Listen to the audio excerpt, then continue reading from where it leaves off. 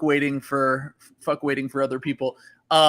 We're in the Philip Petrzev era right now, folks. What did you have any hot takes on Philip Petrzev? No, but he came in and isn't dog shit, which is really shocking because everyone else on the Sixers right now is, other than like Mike Foster, who's like played 7 minutes. Like we have a cool 11 minutes worth of good Sixers right now. Nice. Yeah, I was gonna say I caught the beginning of the game. Bassie, it's starting to concern me that he cannot literally catch anything. He has like the worst like if you're good, like he's so good at setting screens and getting downhill, but if he can't catch lobs, then like he just can't. Bruno Fernando hands. Yeah. And that's a pretty important thing if you want to be a fucking screen and lob big. But I saw people shitting on Jaden Springer, which is always fun. I missed like the first 10-15 minutes or whatever. This is the most impressive game that he's had in the summer league to me too, which is crazy that like people are shitting on him, because I'm like actually like, okay, this is he's got a little something. I mean, like he's 50% from the field. Sure.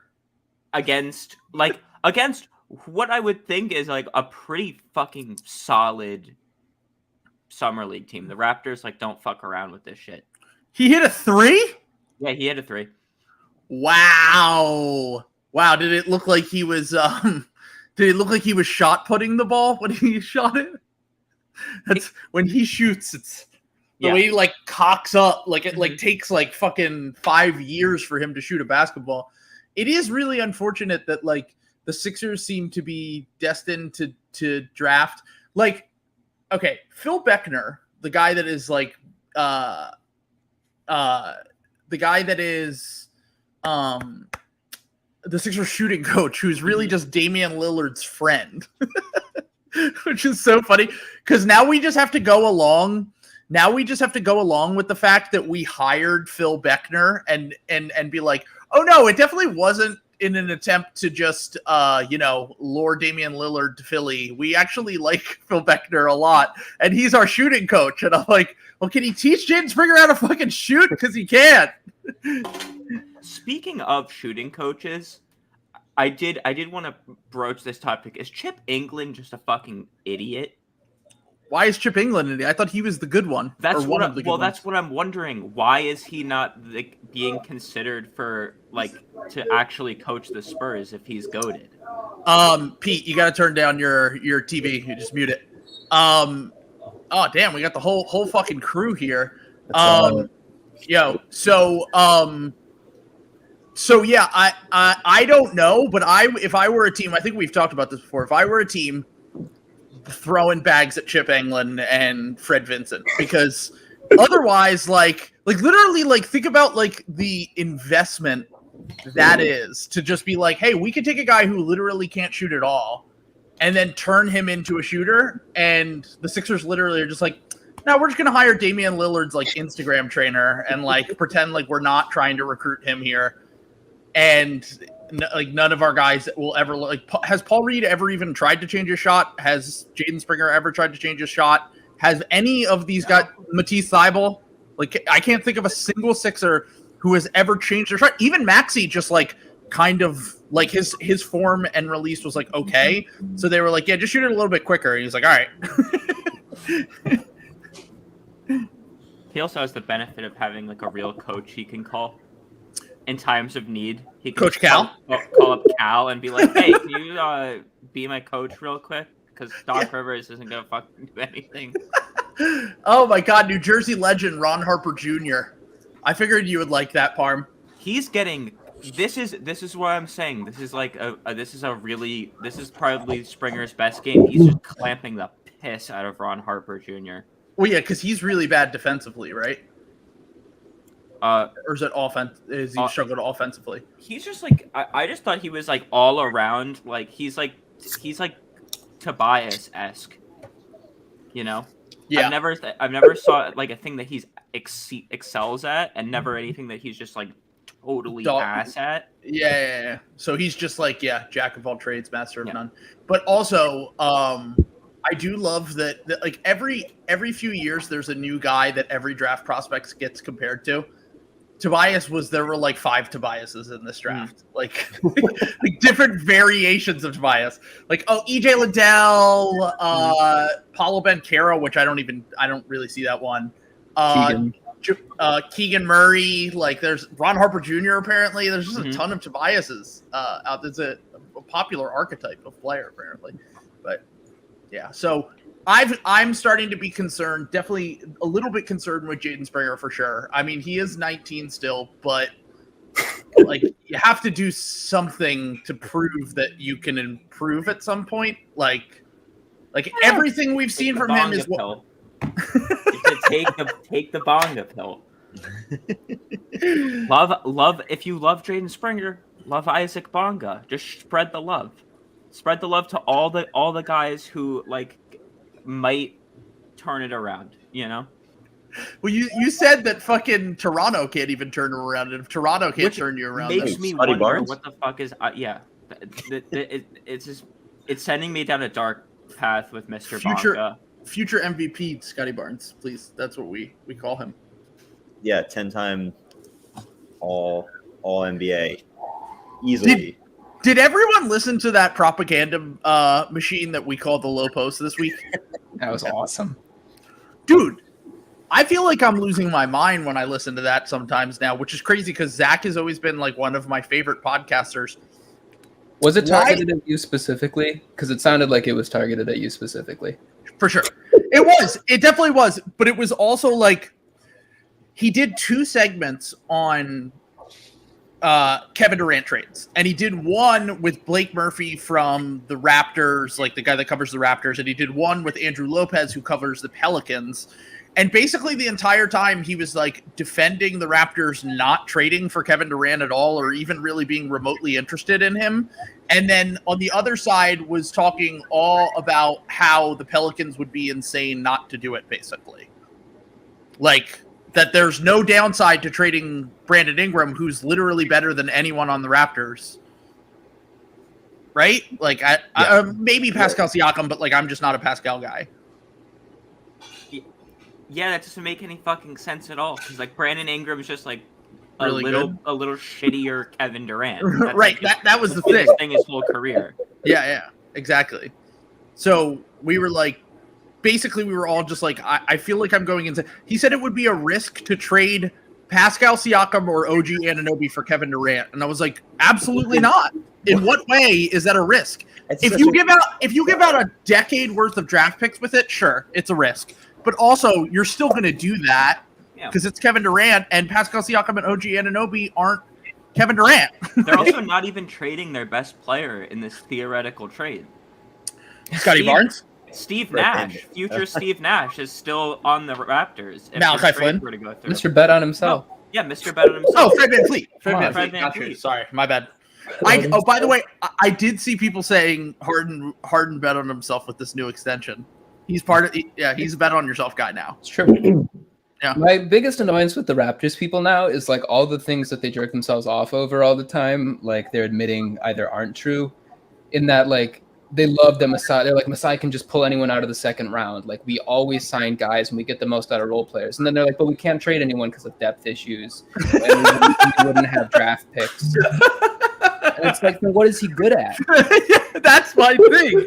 It's like I've been saying this, like Masai's really good at like a few things that you're literally describing right now that are and by the way, like Fred VanVleet, that's obvious. That's one of the greatest undrafted players. Maybe could end up the greatest undrafted player of all time, right? Oh yeah. Unimpressed. I called Fred VanVleet in geometry class. A lot of people did. School. Yeah, you and Tyrese Maxey. So I'm here. I'm here for Fred VanVleet. I've been on it before Masai. That does not impress me. I mean, it was one of those things where when Fred VanVleet was coming out in the draft, he's one of those guys that was just like really good in college, and you're like, yeah, why shouldn't this work in the NBA? It wasn't like Siakam was like no one knew who Siakam was. That's different. Like OG Anunoby was a draft Twitter darling. A lot of people on draft Twitter like Fred VanVleet. Pascal Siakam was one that was just like a true development story of like, I mean, for a late first round pick, that's a fucking steal. But going back to your original point is like, if he's so good at those things, then one, why do you need those first round draft picks? And two, why is your depth so bad? Because like, that's what I've been saying is like, this is not the 2017 or 2018, 2019 Raptors where they had a ton of really good players. And then they only had to give up DeMar DeRozan and Jakob Poeltl to get Kawhi Leonard and Danny Green. Like, which I feel like people forget that they also got a really good fifth starter in this trade. So, like, unless you get, like, Kevin Durant and Joe Harris isn't, like, cooked, which apparently all that Lakers stuff that came out might have been bullshit. Like, apparently he might be totally fine. And the Lakers just leaked it for leverage, which I don't even know how that is leverage at all. I think I said that in February when he went down. Like, why does Joe Harris need knees? Like, just put him up there. Yeah, put him on fucking roller skates. All he does is stand around at the 3-point line and shoot. Why do you need knees? Just have someone pick him up and carry him down the court. Just pop him in a corner. On defense, do the Trae Young thing where you put him on Matisse Thybulle or whoever is completely inept. Oh, by the way, I don't know if you guys saw, but Thybulle's at the game, and I got he's not wearing shoes. What? Wait, is he not wearing fucking shoes? He's not wearing any shoes. Lauren like, guess whose feet these are? That's weird to do. No. Put on shoes. He's so bohemian, dude. Put a pair of flip-flops on, dude. I've seen videos of people where he walks around Philly without shoes on, and I'm like, you're gonna die. You're gonna get this. Yeah, like you're gonna get an infection, and you'll probably die, Matisse. We're genuinely concerned. Although he doesn't really seem to care about his own body.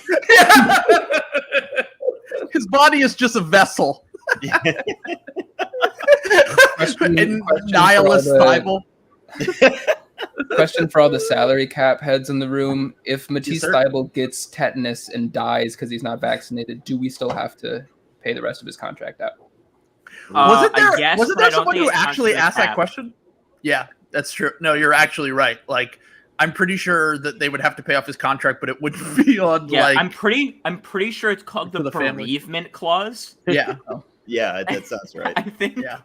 That's pretty horrible. It'd be like Bobby Bonilla Day, where it's just stretched out. We need to ask Nate Duncan, like have Nate Duncan on the pod and be like, if someone is in a coma and like we don't know if they're gonna get out or if it's one of those things like you see in soap operas, like do we have to pay for their contract? No, but I did hear from my my boots on the ground sources in Vegas. Apparently, when Thybulle walked in, he went up to Moria and they dapped up and they were talking and yeah, they were apparently buddy. So I don't love that. Yeah. So if there was a trade agreed to, they definitely wouldn't be. They wouldn't be. You know, unless you sent him home. Yeah, send him to Phoenix or something. In two places. He's like, hey, you better get used to this coast because we just shipped your ass out here. Yeah. I mean, another deal has to be lined up, right? I think they're working. I wouldn't. There's got to be something coming. Okay, so I'm open to discussing things, but I don't know who, and I don't know if they'd be very that's good. The thing. Yeah. Well, here's the thing. I mean, what Hollinger said was they've been calling everyone just being like, do you want Furkan Korkmaz for free? Like, because then if they get rid of Furkan, then they have, yeah, they're literally just like, we'll trade you.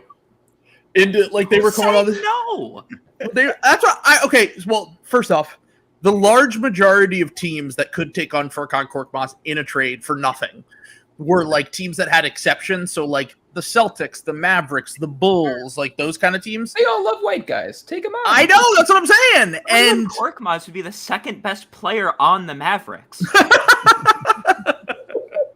The best teammate Luke has ever had. Furkan would be genuinely like not bad for the Mavericks, though. Yeah, I actually thought the Bulls should have signed him because he's literally Klay Thompson when he plays in that building.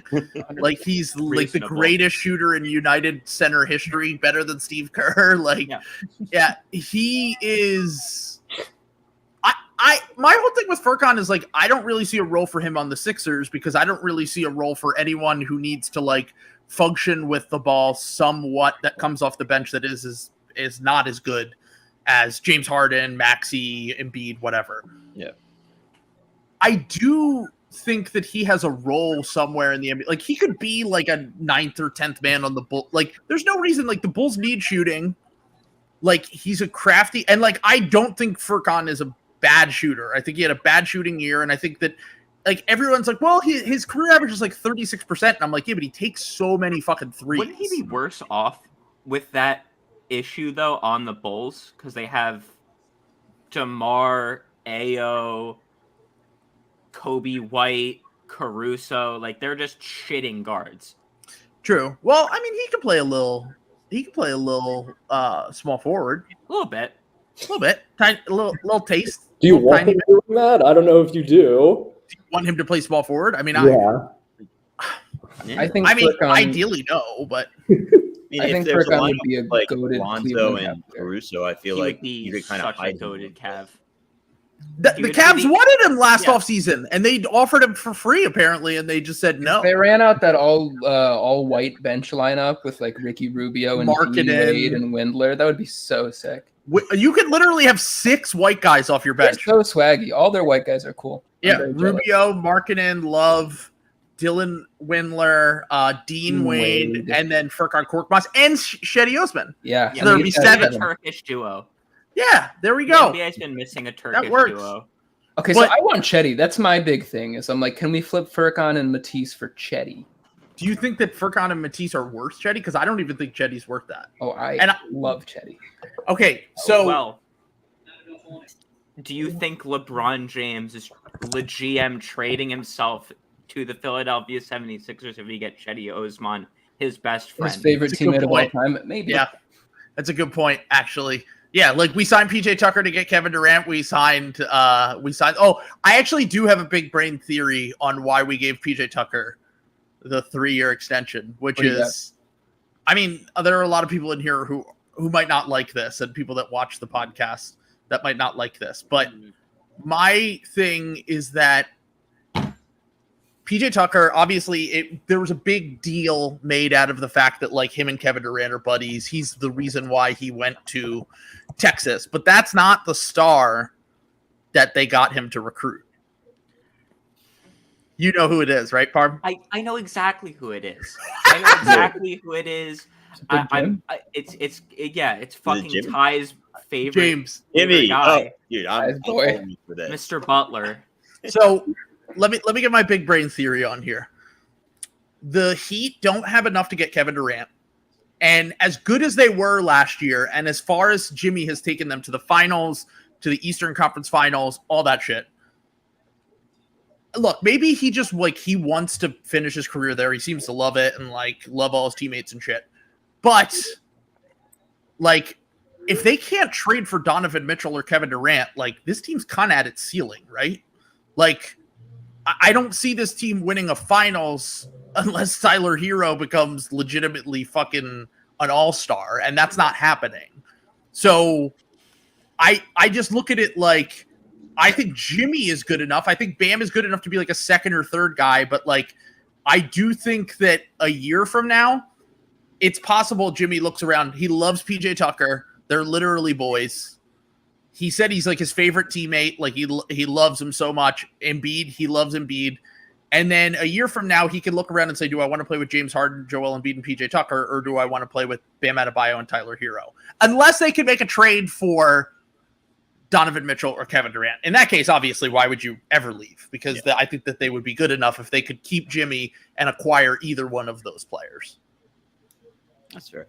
See how excited Parm is to be paying Jimmy Butler $45 million. Break my heart to trade Tyrese Maxey. I'm on the verge of tears thinking about how much Tyrese Maxey and the Heat would just haunt me for 10 years.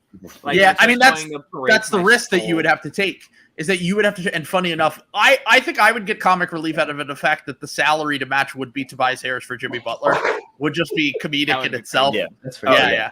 Be a good bit. But I mean, but like Maxi, Gabe, Vincent, and Hero together is that's revolting, dude. Just have Pat Riley shoot me with a gun on his private island. Look, just end my suffering immediately. We don't need to do this. All I'm saying is, I'm not saying that I want to even do it. I would cry if we traded Tyrese Maxey. I'd be like that little kid on Twitter, which, by the way, that guy is fucking weird for posting that shit with his son crying on Twitter. Did you guys see this? Oh, yeah, that's bizarre. It's bizarre. Yeah. Fucking strange as shit, dude. What the fuck? Like, why are we encouraging this? Like, putting him on the news and shit. I don't know. That was really strange to me. But yeah, like, Maury's been chasing Jimmy his whole career, dude. It's like that video of the kid crying because he's getting bullied, and it ends up that he's just very racist all the time. Did you ever see that video? Yeah, what? That's such a good one. No, it's like the same angle. It's like this mother like shoves the phone, like camera, in the face of her son who's like crying. Okay, and he's everyone's being so mean to me. They bully me all the time, and then like. Within an hour of that story like going viral, it's like, oh no, he just like drops hard R's. Yeah, he's like a piece of shit. Yeah. I thought it deserved it. One of the kid who like she said it was her kid, but it was like her brother or something who just like also wasn't. She was like, oh, he gets bullied like all the time at school. And it's like, no, this is a 22-year-old man. He just is very small and looks like a child.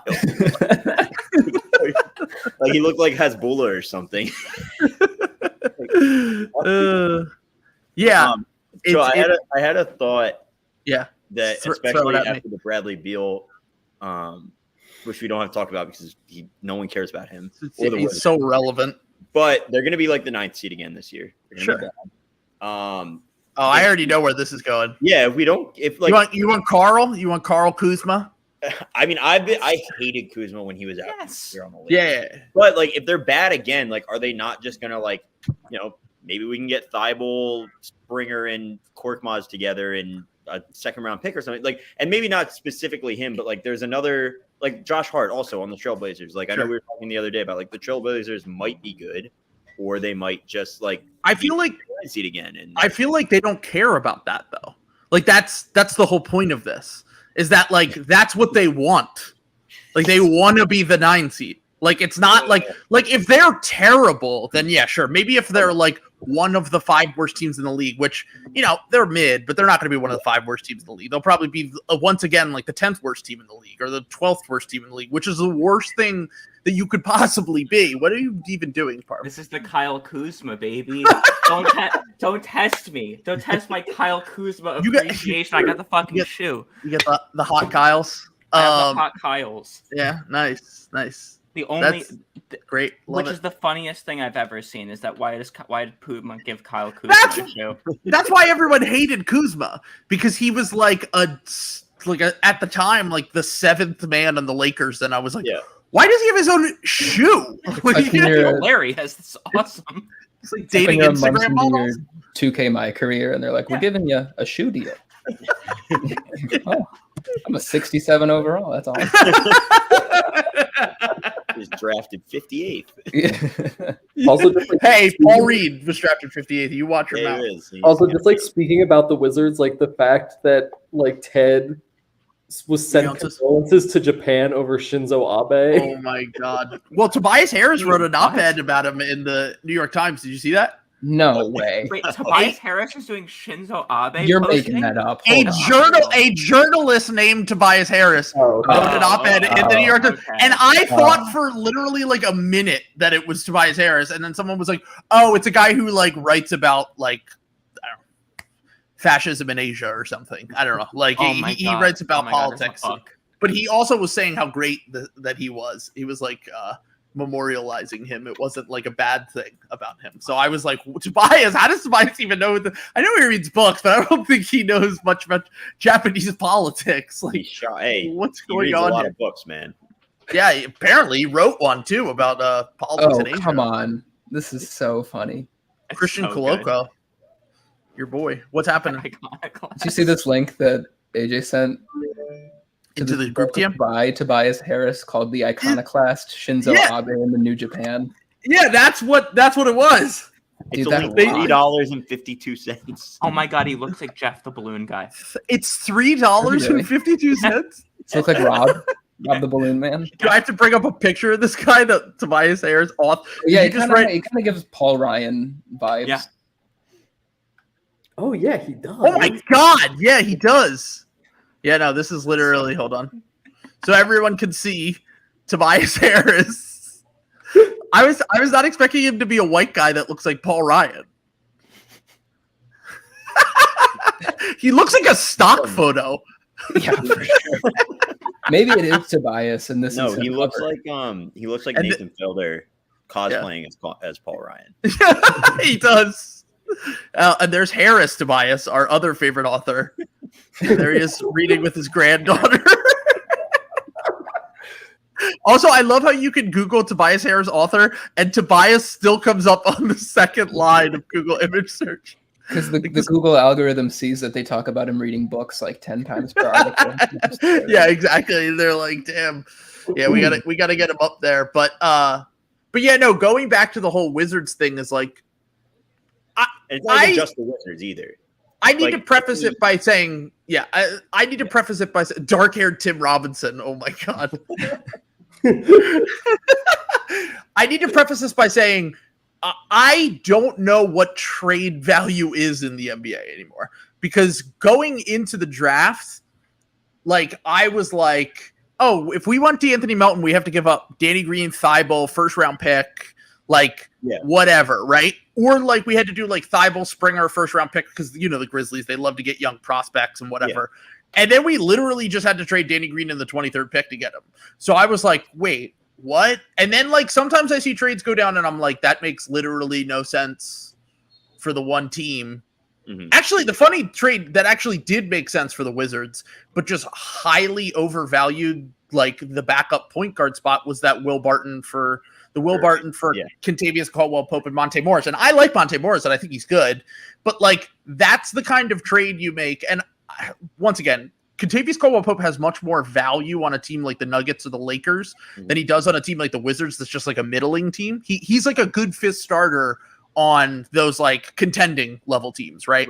Yeah. Whereas when he's on a bad team or a mid team, it's like he's like whatever.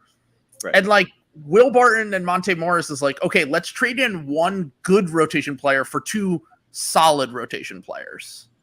I will say, and make us like pretty average overall still. Monte Morris is going to be a fucking superstar in Washington, D.C. Think about how dog shit, like other than Dinwiddie, they've only just had like the most abhorrent point guards. Isaiah Joe from Wady. Like he's hooping. The Wizards fan base was like very happy and excited for Ish Smith. Like they were like, thank you, Ish Smith. Thank you for being you. Like, and that's fucking Ish Smith doing whatever he does. Like just being him. They literally were Imagine like Monte Morris. Howl Neto changed their life. Oh, dude. Yeah. He was like, who is this man that can dribble a basketball and pass it? Dude, I remember when people, I think it was like the first round we played against them in the playoffs, and people were like, maybe we could rely on Raul Neto a little more than we think we could. And I'm like, I know what that means. Mm-hmm. I know what it feels like. We're fucked. Yeah, we're absolutely fucked. Dude, Isaiah Joe. Yeah, I know. He's definitely trying to show out so he can make the team. I think he will, dude. He's been cooking. Okay, so is Queen playing today? Yes, he is. And he's poorly. I was going to say he made a good shot. He made one good shot. Oh my god, dude, he can't miss. I love Summer League Isaiah Joe, one of my favorite Summer League players for sure. He is the entire offense of this team. That's the thing is someone was saying that like we just like have role players. Mm-hmm. Yeah, and so like Isaiah Joe kind of has to be the initiator on all these things. Yeah, I was thinking about that this morning. There's like no real like. Trying to think of like who on the Summer League roster would be like the initiator. I was like, wait, Grant, really? It should be Cassius Winston, but he's so ass. Sadly. Yeah, Wizards legend Cassius Winston. That's the truth. I was really excited when they got him. I thought he was going to be a cool guy. Yeah, I'm surprised. I'm surprised at how bad he is. He's such an Izzo guy. Yeah, like, Izzo loves him, and he's also a really good shooter, like a good shooter off the bounce. But he's just so small. His shot form is terrible, though. Well, have you guys thought? Yeah, I know, but it goes in, so who cares? The one thing about a lot of people have been talking about on Twitter is like kind of like the death of the small guard, where like all these small guards are just available all the time. Like they were talking about how like Colin Sexton hasn't re-signed, and like Sexton's a flawed player, obviously, but he averaged like 25 a game on insane efficiency 2 years ago, and now we're talking about like re-signing him for like 14 million a year or whatever. Like, it does feel like because the league is getting bigger and more skilled, that like you have to be like, even like Maxey is probably like the cutoff for like that level of guard in order to like be good enough and like stay relevant and get paid and all that stuff in the league today. Because like the large majority of small scoring guards or whatever are just on minimums. Like they don't even get paid at all. Yeah. Well, this is a constructive podcast, is it not? We're offering solutions here. Just add fucking 6 more teams, and then all these guys become important. With the amount of talent coming in, Shake Milton could run a team. Yeah, I mean, probably not. Like if you added like 6 10 teams, like eventually you'll run out of talent, and like Shake Milton has to start. Okay, Trill, did you see that Jackson Frank tweet yesterday about this? About what? About small guards? So he tweeted. He tweeted, wish the NBA had more room for small, skilled guards. Right. Yeah. Guy responds, how about skilled, oversized guards? And it's a picture of fucking Scotty Barnes. Did you see someone said in the comments, I'm sorry, I missed it. I meant to pull it up on the screen, but it said 03 draft, who you taking number 1, LeBron or Scotty Barnes? Both future Magic Johnsons, but better if you think about it. Like, basically the same level of prospect. Yeah. Oh my God. Well, yeah. I mean, honestly though, like, we were talking about it earlier. It's like we were like, oh, Furkan Korkmaz, yeah, he's a 2, and I'm like, Furkan Korkmaz is like 6'8". It just goes without saying that he's like a shooting guard. But it is funny that like, yeah, these guys like that's why like I like Joe. I want to believe in Springer more. Oh my God. Okay, the fact Jesus. All right, am I really far behind? What did Queen do? He passed the Bassey wide open. Oh, okay, you're behind that. Got it. I already saw that. Yeah, because I just saw Isaiah Joe get murdered by a person. Also, the thing I like about Queen is like I'm surprised how good his passing is, which is great to have as like a connective guy, but also like you ain't gonna have the ball a ton, dude. Like you're playing on a team with like two All-Stars, an MVP candidate, and then also Tyrese Maxey. So everyone's worrying about Queen already for no reason. He's gonna be a star. It's fine. A star? He's 25. Let him cook. He must cook. Yas Queen. We can make the shirts. How old was Covington when he started playing 24 NBA basketball? Yeah, like 24. Yeah, like that's fine. That's reasonable. Look, if he was Robert Covington, I'd be fucking thrilled. Are you kidding me? I the first Utah Summer League game, I was like, who is this man and why is Trevelyan Queen saving my life right now? Why is this the greatest basketball player I've ever seen?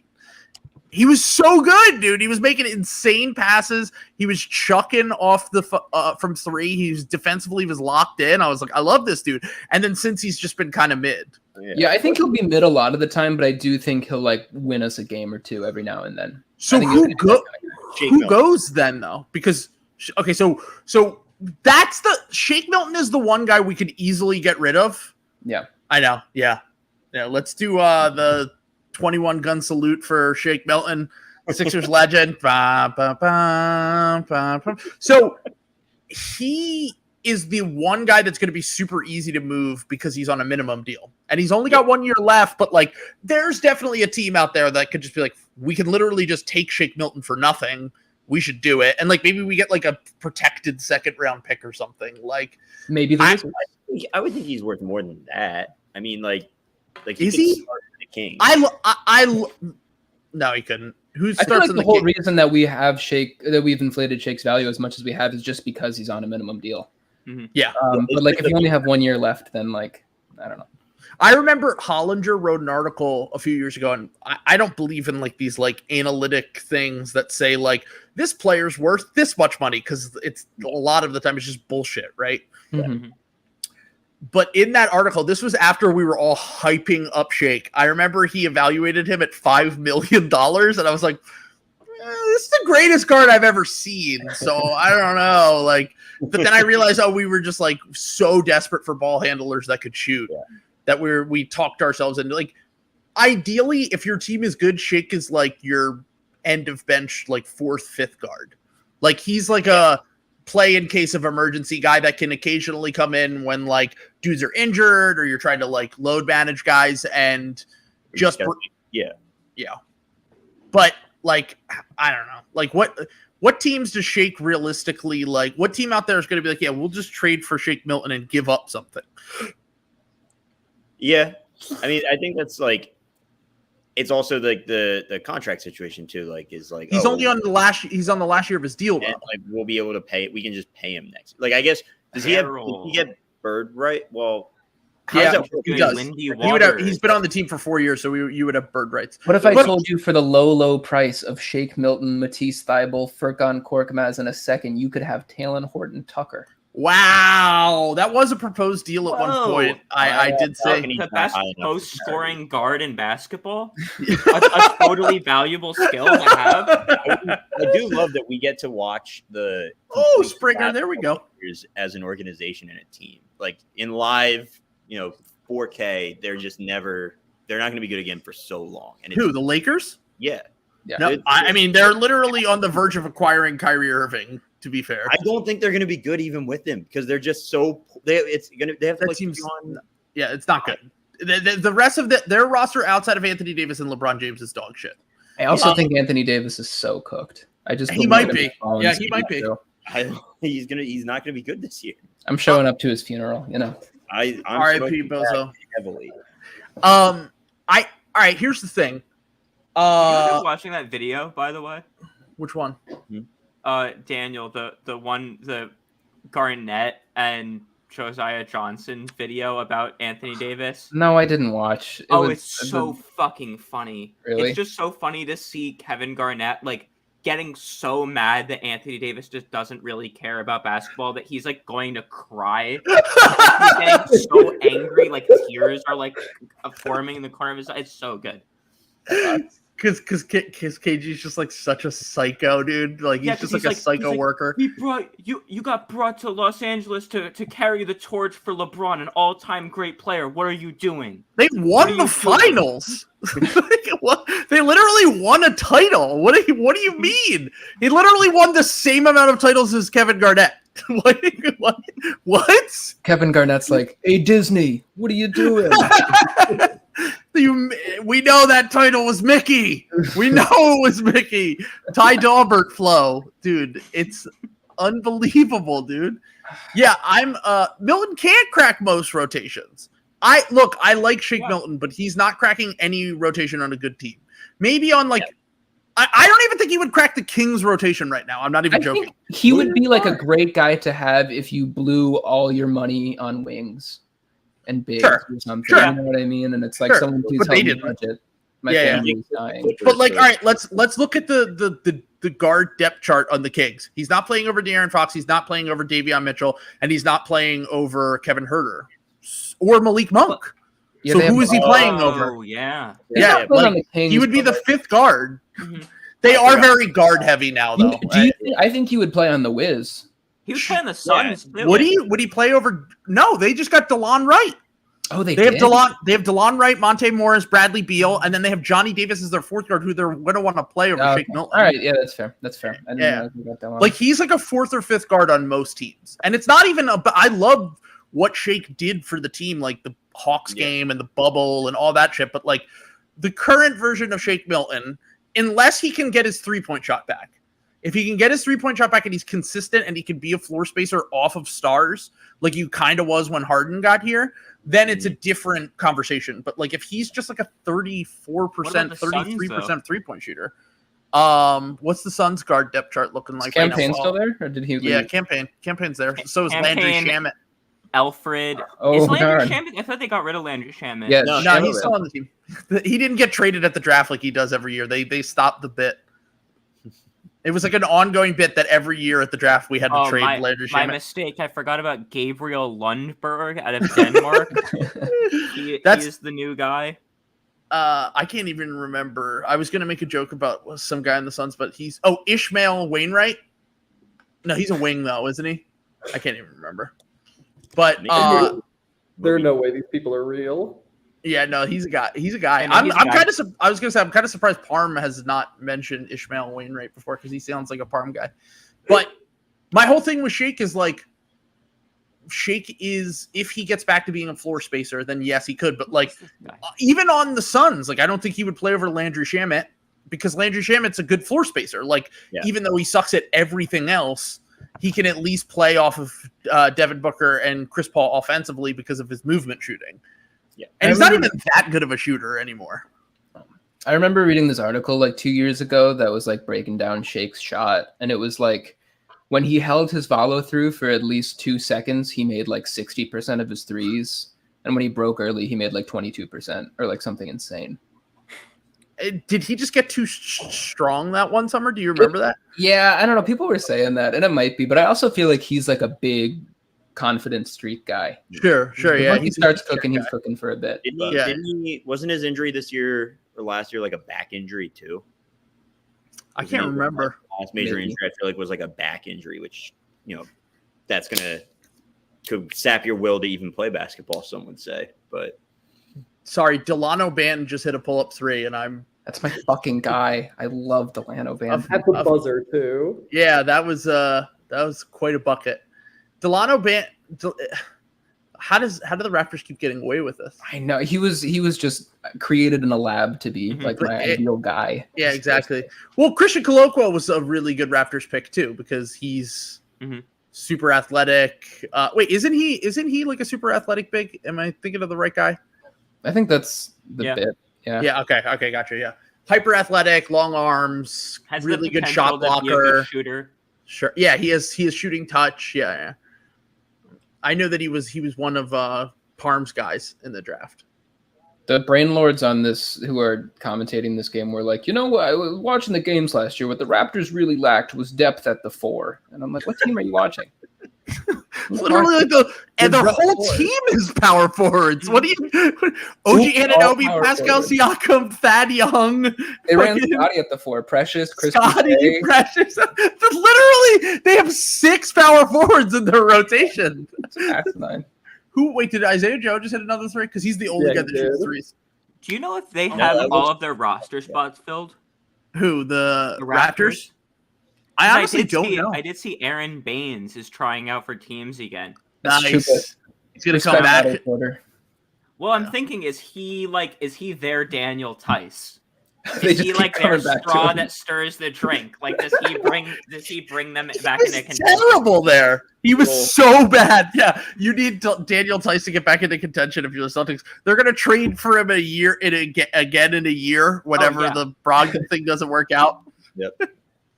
Oh yeah, I firmly believe Daniel Tice is coming back halfway through the season. You can book that. Trade deadline. Yeah, Aaron Neesmith for Daniel Tice done. No, Aaron Neesmith. No, they traded Neesmith. Oh, they did? Where's he now? Peyton Pritchard. Yeah, Peyton Pritchard's gotta go. No, they traded nothing for Malcolm Brogdon. They traded Neesmith, Tice. Oh, he's a pacer? Yeah, their first round pick next year, and then literally just like 4 random salaries, which it's funny because Morey and Brad Stevens both like to do this where they give that second year team option on the 1 year minimums, which makes it so that you actually can't trade the player that season, but the next season you can. So you just have to guarantee their deals, but they're making the league minimum. So teams are like, yeah, if it makes the salary work. Did Isaiah George? Yeah. He's unbelievable right now. Yeah. How many threes does he hit? He's fighting for his life. He's 6 for 3. He just stared over at the sideline and was like he was about to kill a man. That was badass, dude. Oh, did you guys? I love Isaiah Joe. When he hit the game winner on when they played the Thunder 2 days ago? Yeah. There was like a replay of it, and like right behind the basket is Chet, like in his street clothes because he was ducking Paul Reed again. the look on his face was as if he just was also wanted to, like, win the finals. Like, he was like, this is the greatest shooter I've ever seen. Dude, 7 of 8 from 3. There's no way that you can justify. Yeah, there's no way you could justify. And my argument has been for, and I've never been like the biggest Isaiah Joe guy, but like I've always liked him. And I started to doubt him a little bit because I'm like, what is the role of a guy who cannot score inside the arc, that isn't like a great ball handler, but like an okay ball handler? He can shoot, he can pass, but like that skill isn't really that useful if you don't have the ball a ton, unless you're just like kind of like a Danny Green type, which I guess that's kind of the idea behind him. He's like, he's going to be in the mold of a Danny Green, but get it going. You know, he can, he's an insane shooter, but his numbers, everyone keeps saying his shot is beautiful, but it doesn't go in. But that's not really true. Like, if you look at his career numbers, even with like his bad streaks where he goes like 1 of 10 in a game, he's still a 35% career 3-point shooter on 11 threes per 100 possessions.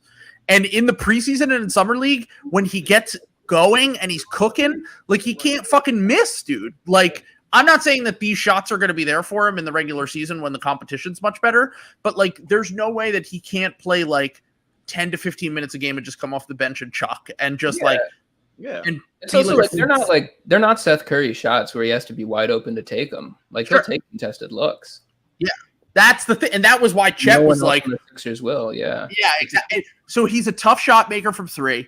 He can attack a closeout, which does hurt a little bit, because like the thing about Daniel House is like Daniel House isn't as good of a shooter as Isaiah Joe, but he's gonna be able to capably attack a closeout and do things once the defense like rotates over. But the other thing about Isaiah Joe is like everyone keeps talking about like his size. They're like, oh, he's gonna get bullied, he's gonna get pushed around. I'm like, dude, I literally watched him fucking. Did you see that post defense against Christian Koloko earlier? Yeah, he's beefy. Mm-hmm. Yeah. And I was like, okay, so he's holding his own. He's holding his own. He did the same exact thing against OG Anunoby in a preseason game last year. And I was like, yeah, OG's strong as shit, dude. He's like 6'8". He's like a big dude. That being said, though, might be he is still like, it's insane that like if you combine the next 3 highest scorers on the Sixers right now, Isaiah Joe has scored 3 less points than the next 3 highest scorers on the Sixers right now. But he is the only one in the negatives for plus minus that started. With you in the plus minus in the summer league,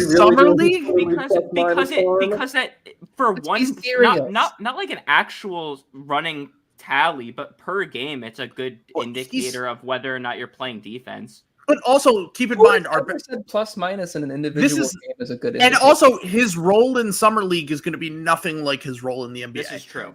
His role in the NBA is to measure it around like that. He's not going to be a good defender. But is there a slight chance, even just a slight chance, that he can be the, because like we keep talking about how Embiid needs a dribble handoff option. Mm-hmm. Right. Isaiah Joe's the closest thing we're going to get to that, because he's the only guy on the team that can shoot off movement.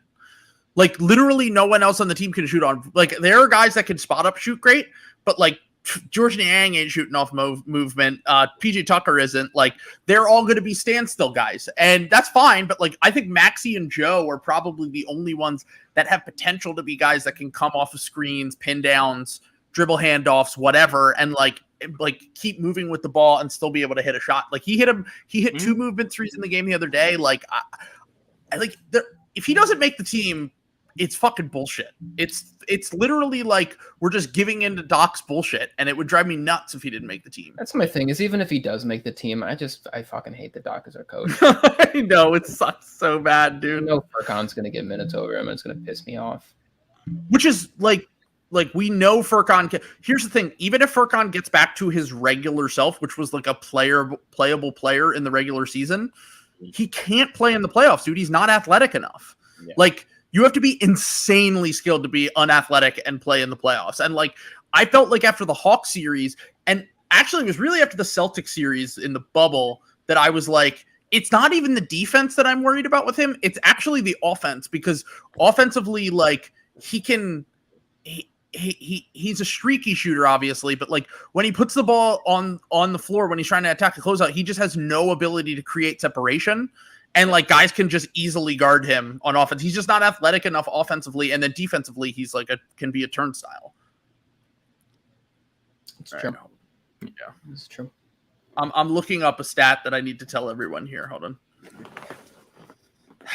It's a very important stat about Isaiah Joe. This is why we should just trade for Duncan Robinson, who is no. I'm past that. I like the new vision of the team that involves players who are good on both ends of the court. This is like Bertans people. I don't want it. Bertans is okay. That's offensive to Duncan Robinson. Bertans is one of the worst players in the NBA. Why do people keep bringing him up? He's tall. Well, he's so bad. Dude. Novak. Ryan is like the 11th guy on the team to eat regular season minutes and just be like and pay him $17 million a year. It's a movable. My thought. No, it's not. Is like you get him in a deal that's breaking up Tobias Harris, and ideally you're getting throw Tobias Harris to the Heat, then like sign me up. That's hilarious. No, we're not talking about Duncan Robinson. We're talking about Davis Bertans. I would rather have Tobias than Davis Bertans. I would too, but if you're getting back, like say you're getting back somehow Reggie Bullock, okay, that's a different story. Maybe. Okay. And then like you need Bertans, and I think in that deal you need like one more contract, like Dwight Powell or somebody. Yeah. Like something. Well, I'll just keep it a buck with you. Tobias is not getting traded. He just is not. No, like and the more like you've talked about it, and the more we've thought about it, like it makes so much more sense to just wait until next season if you're going to move him anyway. Like, or maybe even the deadline when like you never know if a team blows it up in the middle of the season like the Pacers did last year, and it's good just to have a bunch of salary that you can trade. That's like, like obviously the thing about Bertans is that his deal's even longer than Tobias's too. And so is Duncan Robinson. So like Bertans' deal is flat, right? It doesn't increase or decrease. It's just straight like 17 a year. But it doesn't matter if a rebuilding team doesn't want a 3-year contract. A rebuilding team might take a 2 years, 1.5 years contract. They're not taking a 3-year deal. Well, but this would be the third year of Bertans' contract, right? This would be the third year, so he'll have 2 after this one. So yeah, he has 3 years left. Yeah, and it's I wouldn't want Bertans in like a vacuum at all. But like if you're getting back like Bullock or I was gonna say if you could get Bullock, that's fine. I don't think Tim Hardaway Jr. is any better on this team than Tobias Harris. I think Tobias Harris serves more of a purpose on the current iteration of the Sixers than Tim Hardaway Jr. I think Reggie Bullock serves a better purpose than all of them because he's a starting small forward that can shoot and defend. So that would be great. Yeah. The argument is Tobias would also easily be the best player that Luka has played with in the NBA, which I think is also. No, I think Jalen Brunson. This version of Jalen Brunson's better than. It's close though. It would be like. I mean, Brunson was really good in the playoffs. He was.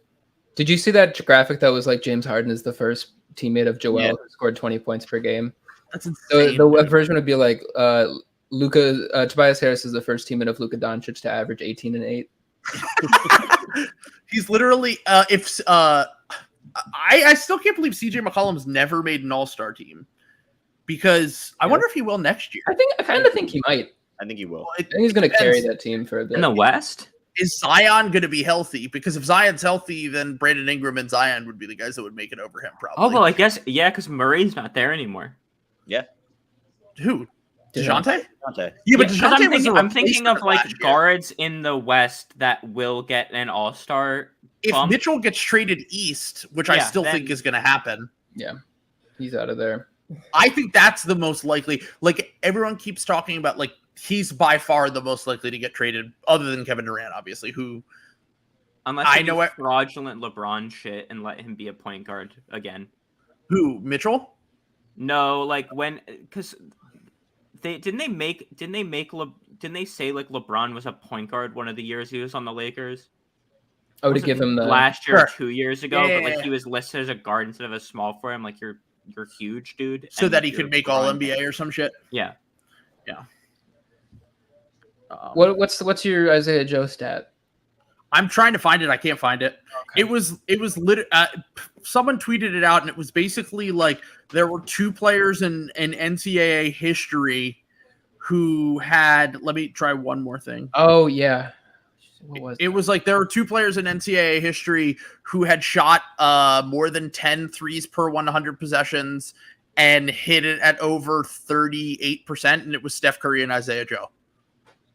2 comparable players. Not yes, exactly. It's not. Hold on. I'm checking these numbers. What was it? It was So since 1992, 1993, which is the tracker, and by the way, no one was shooting 10 threes per 100 possessions before that, so it doesn't even matter. But it was, of all players to shoot, I think it was 10 threes per 100 possessions in college and hit over 38% of them. I believe it was Isaiah Joe and Steph Curry were the only ones to ever do that in NCAA. This is not true. This is a lie. Who else did? Fletcher McGee. Oh, yeah, Fletcher McGee. Wofford University. Yes, Fletcher McGee as well. But there was I think it was. But wasn't it? It might have been like major conference. No, because Steph didn't play in a major conference. Here we go. It was Steph Curry is one of 2 drafted players to shoot above 15 threes per 100 and above 89% from the line. And that was the qualifier that took McGee out. It was because they shot like I know, but he also didn't shoot like 89% from the line, and Isaiah Joe and Steph Curry did. No, he shot 91% from the free throw line. Yeah, I think it's just that like he's just so ass that he never got drafted. Yeah, but historically good college shooter Isaiah Joe. So like that's why when people are like, "Oh, his shot's so good, but it doesn't go in," I'm like, he was a historically good college shooter. Like if we cut Isaiah Joe because his contract's non-guaranteed and we have a roster crunch, he's gonna go to the Heat and be really good, and I'm gonna be fucking furious. Yeah, like, that's definitely gonna happen. I kind of want to just cut Bassey and call it a day. Honestly, Bassey's been incredibly disappointing. He's been so ass, which is sad. So bad. Mm-hmm. I thought after the Jokic, I know the Jokic game, the fucking live podcast game, literally broke my brain when it comes to Charles Bassey. I'm like, oh, so we literally just got Clint Capella, but again. Like Morey does it again. But yeah, no, he's not. His hands are so bad. Defensively, he's fine defensively, but like, yeah, I mean, after walking up Jokic, he set the bar pretty fucking high. Long list. Yeah, it's a long list of guys. Oh, sorry. Long list of guys. What? Jonathan the Worm Williams, Bruno Fernando, just guys who like guys. James Wiseman. Guys who should catch lobs but just don't because they just have granite hands. Well, and it's a sad turn of events. That was one of my favorite things. Was that like Bill Simmons loves to do this thing where he'll just grab onto one thing that he heard like KOC or someone say. And then he'll just be like, this is my thing now. And I say this all the time. And one of the things that he said was about James Wiseman. He said, you know, James Wiseman's got such great hands. And he would always bring up how good his hands are. And I'm like, that's like literally the worst part of his game. His hands are made of stone. Do you watch the games? Like he literally can't catch a ball. That's why Draymond was always yelling at him. How do we feel about the rest of this summer league roster? Is there anyone that can make the team other than the guys who are locked in? Not the Sixers team, but like make a team in the NBA. Like, so like obviously Springer's locked into his contract. Reed's already gone, and he's clearly an NBA player. I think Bassey's going to be here for at least another year because of how his contract is set up. Joe's probably going to might make the roster. Like, who else? Malik Diesel Ellison. Reasonable. I also kind of think Cassius Winston will be back. Like, I think he's going to be a guy that goes to Europe, and then, like, when he's 29...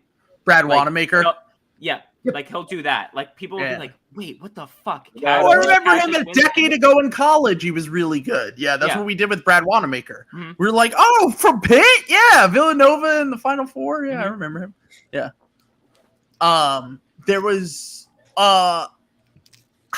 There's a part of me that thinks that Grant Riller will at some point make an NBA roster. I don't know if it's going to be, I don't think it will be the Sixers, but there's a part of me that thinks he could be like the 15th man on the Indiana Pacers or whatever.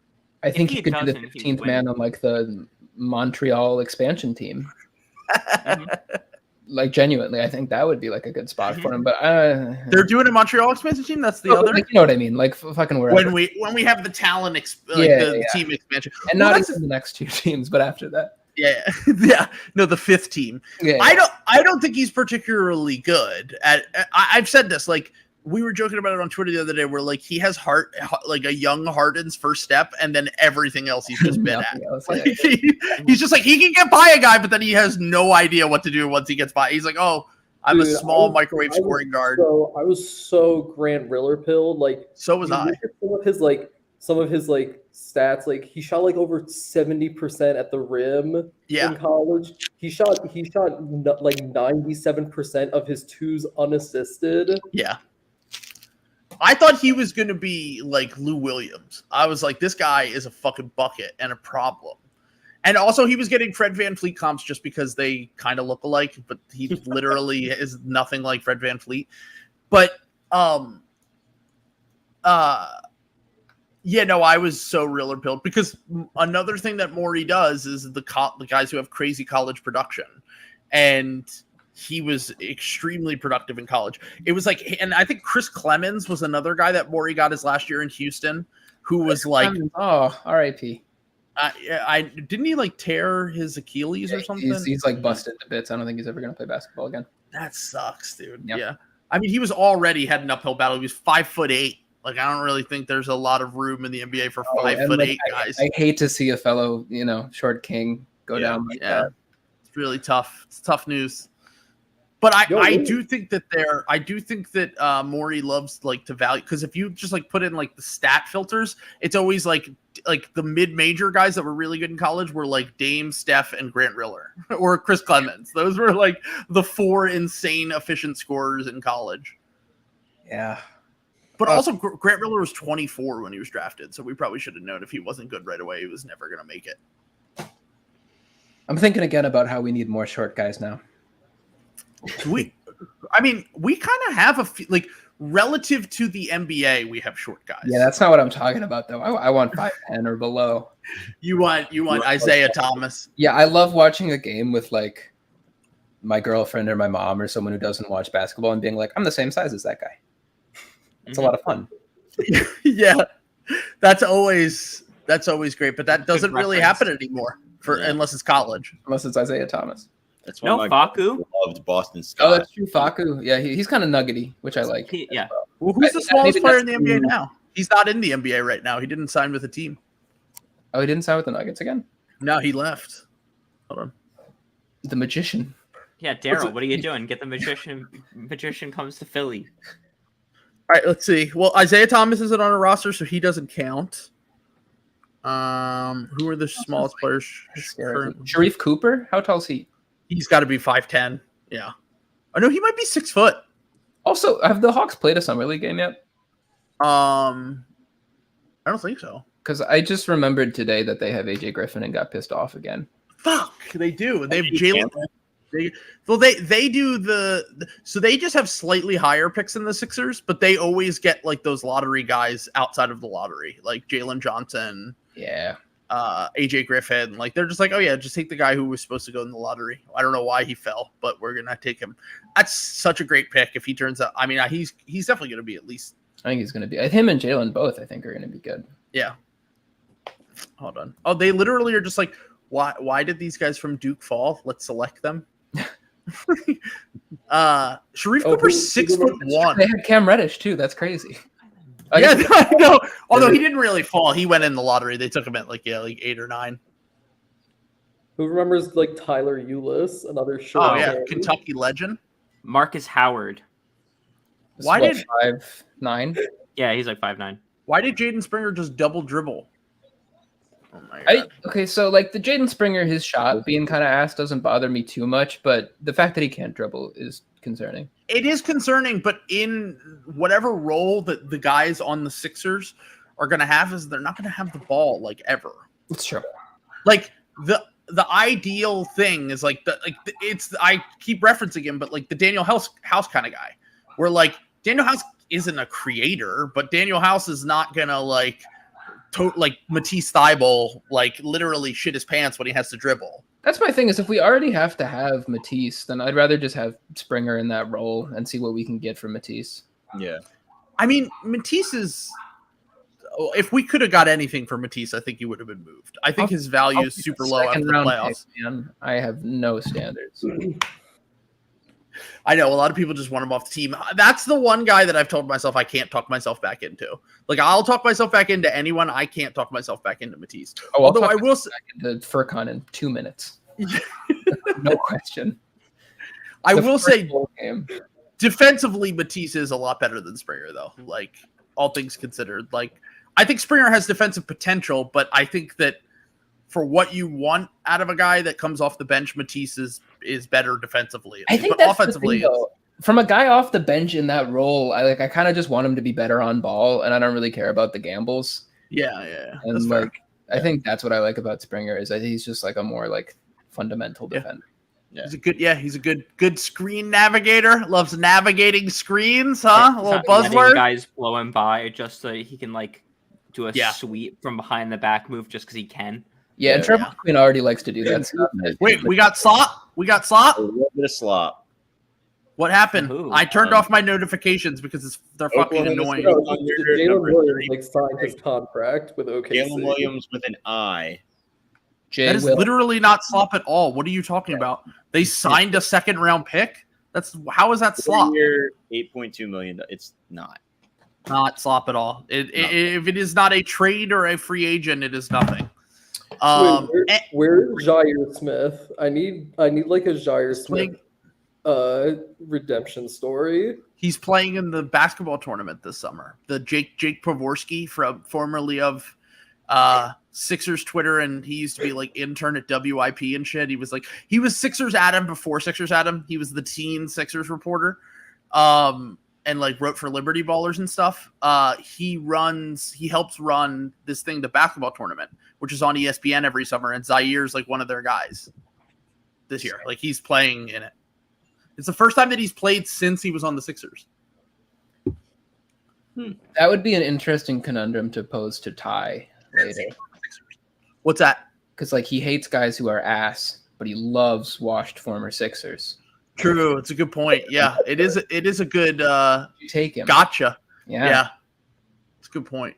Like, will he love Jaden Springer in a few years if he's on? No, absolutely not. Ty has like vendetta. 50-year-old guy who calls him the WIP brand. It's so good. He does. Yeah, there's no way he's ever gonna love Springer. Who else is pining for James Ennis?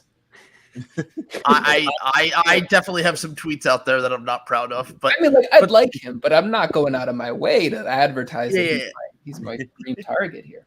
Oh yeah, well when we were so desperate just for anyone, like when we were heading into the playoffs, and I was like, oh no, Thibault's gonna have to play real big minutes. I was like, we should just sign James Ennis. Like, could he be worse?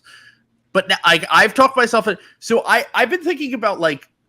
I think this Sixers team is obviously much better because the depth is just way, way better. Like having 3 extra rotation players who you can trust is important. But also I have been thinking about like Melton's the only guy I'm like 100% confident in being good. Like I'm like Melton will be good. I'm not worried about him. The other 2 guys that we got, I'm like. You don't think PJ will be good? I think PJ will be good, but like. At a certain point, he's gonna be bad, right? Yeah, like his knees could blow out literally any day. It could happen in the middle of a game. He could just 37. Yeah, like I think we are so starved for guys who know their limitations and like work them to their advantage. And I do think that PJ is good at that. Sure. Yeah. Yeah. I mean, he's still good. Like last year was the best year of his career, which is crazy. But also, all right, let's see what we can do here, Jaden. Oh, that was brutal. Charlie Brown Jr., he should not be around next year. I don't know why people still love Charlie Brown. It does not make sense. Because he went to St. Joe's. Yeah, he's a Philly kid. His name is Charlie Brown. If we just want like a handsome kind of ass guy on the 2-way, go get Malik Ellison. There we go. Bring him in. Wasn't he a Raptors guy, Malik Ellison? Was he? I think he was on their team at one point. Or he was like a 2-way for them. But no, going back to the, like, what I've been saying is, like, I think that the variance with those other 2 guys is much more like, oh, there's a potential that PJ Tucker could just get washed at some point in the season. Mm-hmm. And also there's potential that Daniel House could just go back to how bad he was with the Rockets post-Harden. Daniel House I'm not, like, totally sold on. I think like we just one more wing, and I'm in. Yeah. But Hawks, by the way. Who? He was a Hawk, Malik Ellison. Oh yeah, there we go. Park Skyhawk. Gotcha. Another team that beat us in the playoffs. I didn't realize he played for this many colleges either. It's kind of neat. We wasted the Isaiah Joe game, folks. We wasted it. We're not going to be Summer League champions if we're wasting Isaiah Joe games. Yeah, I mean, they really could have just benefited from having like someone who can create. Yeah. Like literally just one guy. Yeah. Even if Paul Reed was here, it would have been massive because Paul Reed's like a legit NBA player. But Paul Reed would be the best guy in this game, no question. Yeah, 100%. Yeah.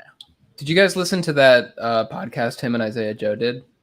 No, I heard about it though. Him with Maxey. Yeah, it was cute. It was a fun time. Yeah. They were talking about their favorite vets, and B-Ball's like, "Oh man, you know Tobias and Dwight," and then Isaiah Joe was like, "I love Mike Scott. That's my guy." And Isaiah Joe said that? Yeah, they were saying when they got to the league, he was like, you know, it's crazy, like, you know, leveling up. Like, I used to pay $20 for a haircut, and then I'd have to go, and like, the haircut was like $100. And so Mike Scott was like, yo, come to my house. I'll have my barber cut your hair. And so him and B-Ball used to go over and get their hair cut at Mike Scott's. Oh, that's sick. Yeah, Mike Scott rocks. Yeah. So PJ Tucker's kind of like Mike Scott, but if he was good. That's just my thought. You know, because and he wore cool clothes. It was like okay, and then his body just stopped. I feel like I think after the what was it, like the 18-19 season, sure, maybe. And he also shot like way above his head for that stretch, and that's why he was so good. Yeah, was because he was like literally just like, hey, I'll chuck threes, and he made like 42%, and I'm like. And his career average was like 36% or 37%. You're like, all right, that's probably not sustainable. But at the same time, to turn around and then just be like, yeah, we'll give him a 2-year contract extension for that team was like, it just. But then again, once again, the young guys liked him, and he was making like $5 million a year. It's not a big deal. Yeah, I think hearing that. The most hopeless I've ever felt is watching him like play spot center minutes in those playoffs. Oh, that was brutal. Oh my God, why did you have to say that? Getting flashbacks. You know what? So bad. Lots of repressed memories. It's the worst basketball I've seen. I think I had honestly buried that. I totally had forgotten about that. Yeah. I forgot he was on the team last year, not this past year, but the year before that. Like, by the end of the year, he was literally just not playing at all. I just forgot he was on the team. We played him in the playoffs. Did he play in the Hawks series? I think Dwight Howard like fouled out or something, or he pass, and so we just like put him in at center, and it was horrendous. Yeah, and Paul Reed was on the bench. Yep, or in Delaware or whatever. Well, in the playoffs, he would have been on the bench. Yeah, because he was signed to a real contract too. He wasn't even a two-way guy, so he would have been able to definitely play in the playoffs. Wow, I'm gonna throw up now. Yeah, so he played 8 minutes per game in the Washington series. I do remember he played a little bit in the Washington series because we went small a few times in that series, I feel like. But he only played 1 minute per game in Oh wait, no. He didn't play real minutes. We blew out the Wizards so many times he just played garbage time. I think that was four of the wins that series were like massive blowouts. Yeah. And then they lost the one when Embiid got hurt. Yeah. They will just never sweep a team. I just need to I just want to sweep one team, and they're just never they'll win gentleman sweep. They'll win in a 6, but like the Raptor series where 3 of the games are blowouts, but they'll never just be able to just like blow a team out and just like sweep them from the jump. This year's the year when they're the 3 seed. What's that? Said this year's the year when they're the 3 seed, I guess. Let's talk. What do we think? I think I could see them being as high as the 2 seed. I could see them being the 1. I don't want them to be the 1 or 2 seed, really, because I think that would be 1 seed with Ben Simmons and Dwight Howard. We can be the 1 seed again. Yeah. The East was a lot weaker that year, though, right? Oh no, because the Nets were all hurt. Yeah. Well, the Nets suck now. The Celtics had a disaster year, which they will have again because they don't have Daniel Tice. It's true. So, good point.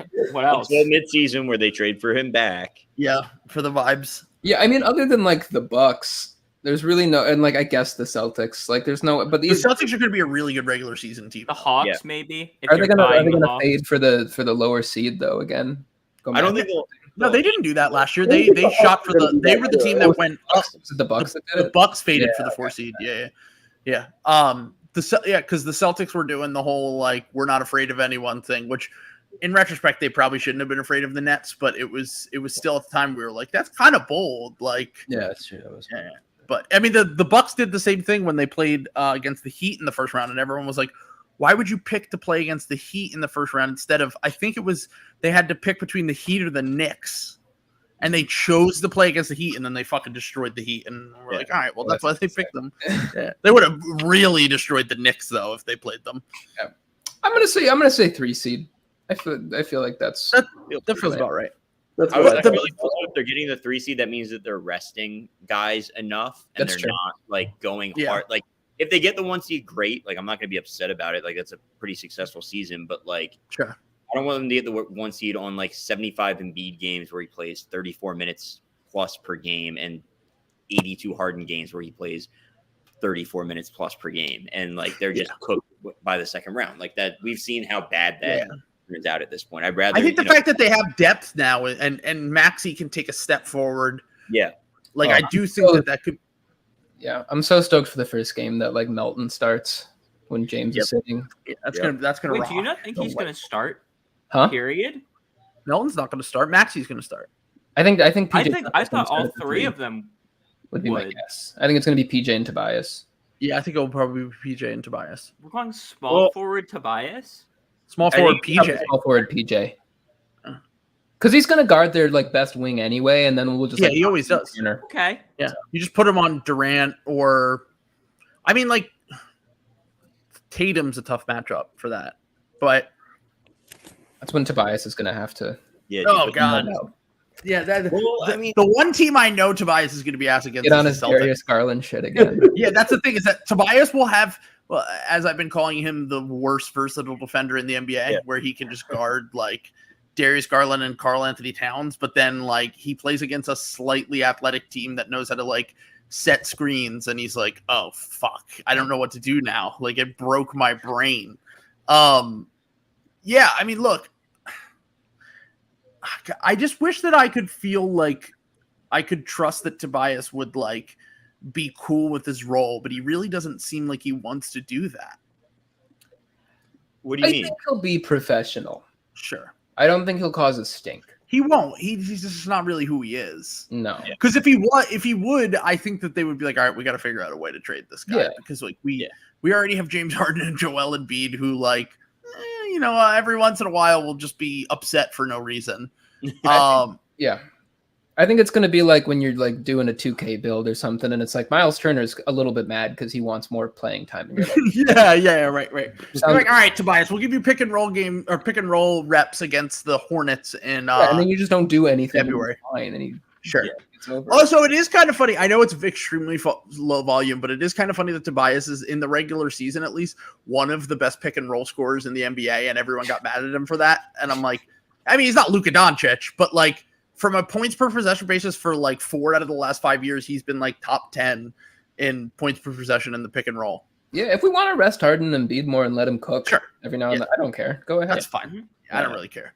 That's kind of, and that's another thing about having, like keeping guys like shake around is like every once in a while, you're just going to have a random game where you don't, like you just need a guy to go off and just like get buckets. Yeah. And like having Shake as like your 12th man is kind of nice when you need that. Yeah, that's true.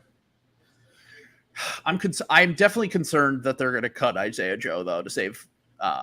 It's not even saving money on the luxury tax really because they actually save more money if they got rid of Shake Milton or Furkan Korkmaz because they make a little bit more. Right.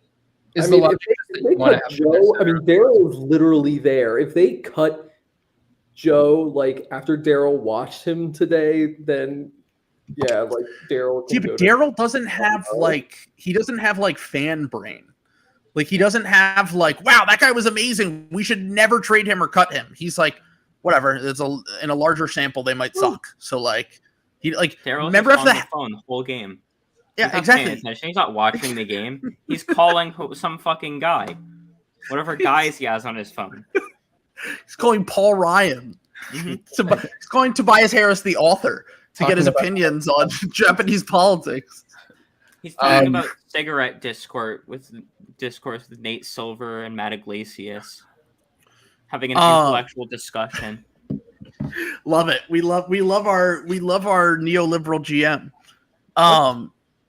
What's that? What's the argument for keeping Bassey over Joe? Is it just like we don't have any bigs? Yeah, we have no other bigs. Like we would literally not. Okay, so might go sicko mode here, and you guys might want to try to kick me from here. But if Bassey's just like not good, which is totally possible, I don't know. Like he seemed really good in like the 2 or 3 games we saw him in last year, but has been and destroyed the G League, but has been kind of dog shit in summer league and like was not a high guy coming out of the draft. Like maybe he's just not good. Mm-hmm. Well, he was a high recruit, wasn't he? Wasn't he a 5-star? He was like the top recruit out of Texas over Maxey in high school. Yeah, but Maxey was 2 years younger than him. I'm pretty sure. Oh, I didn't know that. I had always read. No, but Maxey said that. Maxey said he was like Mr. Texas. Yeah. When I was and Maxey was younger than him and like knew about him and shit. But yeah. Because Bassey, oh no, maybe he was a year younger than him because Bassey went to college for 3 years and came out the year after Maxey in the draft. But either way, he was really good coming out of high school and then just didn't really do a ton in college. He was good on like a pretty mid team. And then, I don't know. My whole thing here is like, do they just make Doc happy and just sign like Hassan Whiteside or something? Like, do they? Because like, here's the thing. I would love all the young guys to get run. And like, maybe you just can't give Doc the choice. But like, if they're not impressed with Bassey, and they're like, maybe we just kind of missed on this guy. We took him with like the 52nd pick. Who gives a shit if we let him go? Like, it doesn't matter.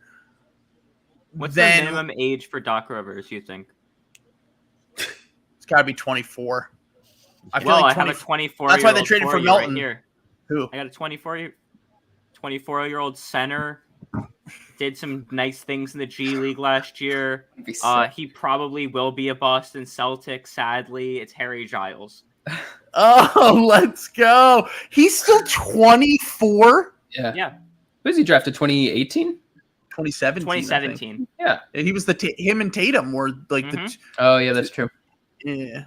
They wow, that's unbelievable, dude. So wow. Harry Giles has technically aged into Doc Rivers' playing time. There you go. Many things to consider. Yeah, I mean, we might just have to. He was on the what was their name? The Clippers. Agua Caliente Clippers. Agua Caliente Clippers of Ontario, California. Ontario, California. Yeah, that's like it's like they did the Los Angeles Lakers of Anaheim. They did the Anaheim Angels of Los Angeles thing, but with that. I'm a complete sicko, obviously. And I went deep into Raptors Twitter, and they got so like, I don't know if it was fake mad, but like I don't trust these people to understand irony. They got so mad when the like G League team of the Clippers changed to the Ontario Clippers. They're like, why are you stealing this from us? Like, you take everything. I was confused when I saw that the other day. I was like, wait, what? Ontario, California? What? It's just like not. How dare you take our province? It's like not a place to be like particularly proud of. Like, it's a suburb in the middle of the desert, so it's like never lower than 90 degrees there. But I like was watching. I looked at it. I was like, this is the most like batshit insane thing I've ever seen. Like, absolutely not. A lot of unhinged people in Raptors Twitter for sure. But yeah, it was kind of weird, right? Yeah. Like, I don't know. It's just a strange little name. But back to my Hassan Whiteside thing.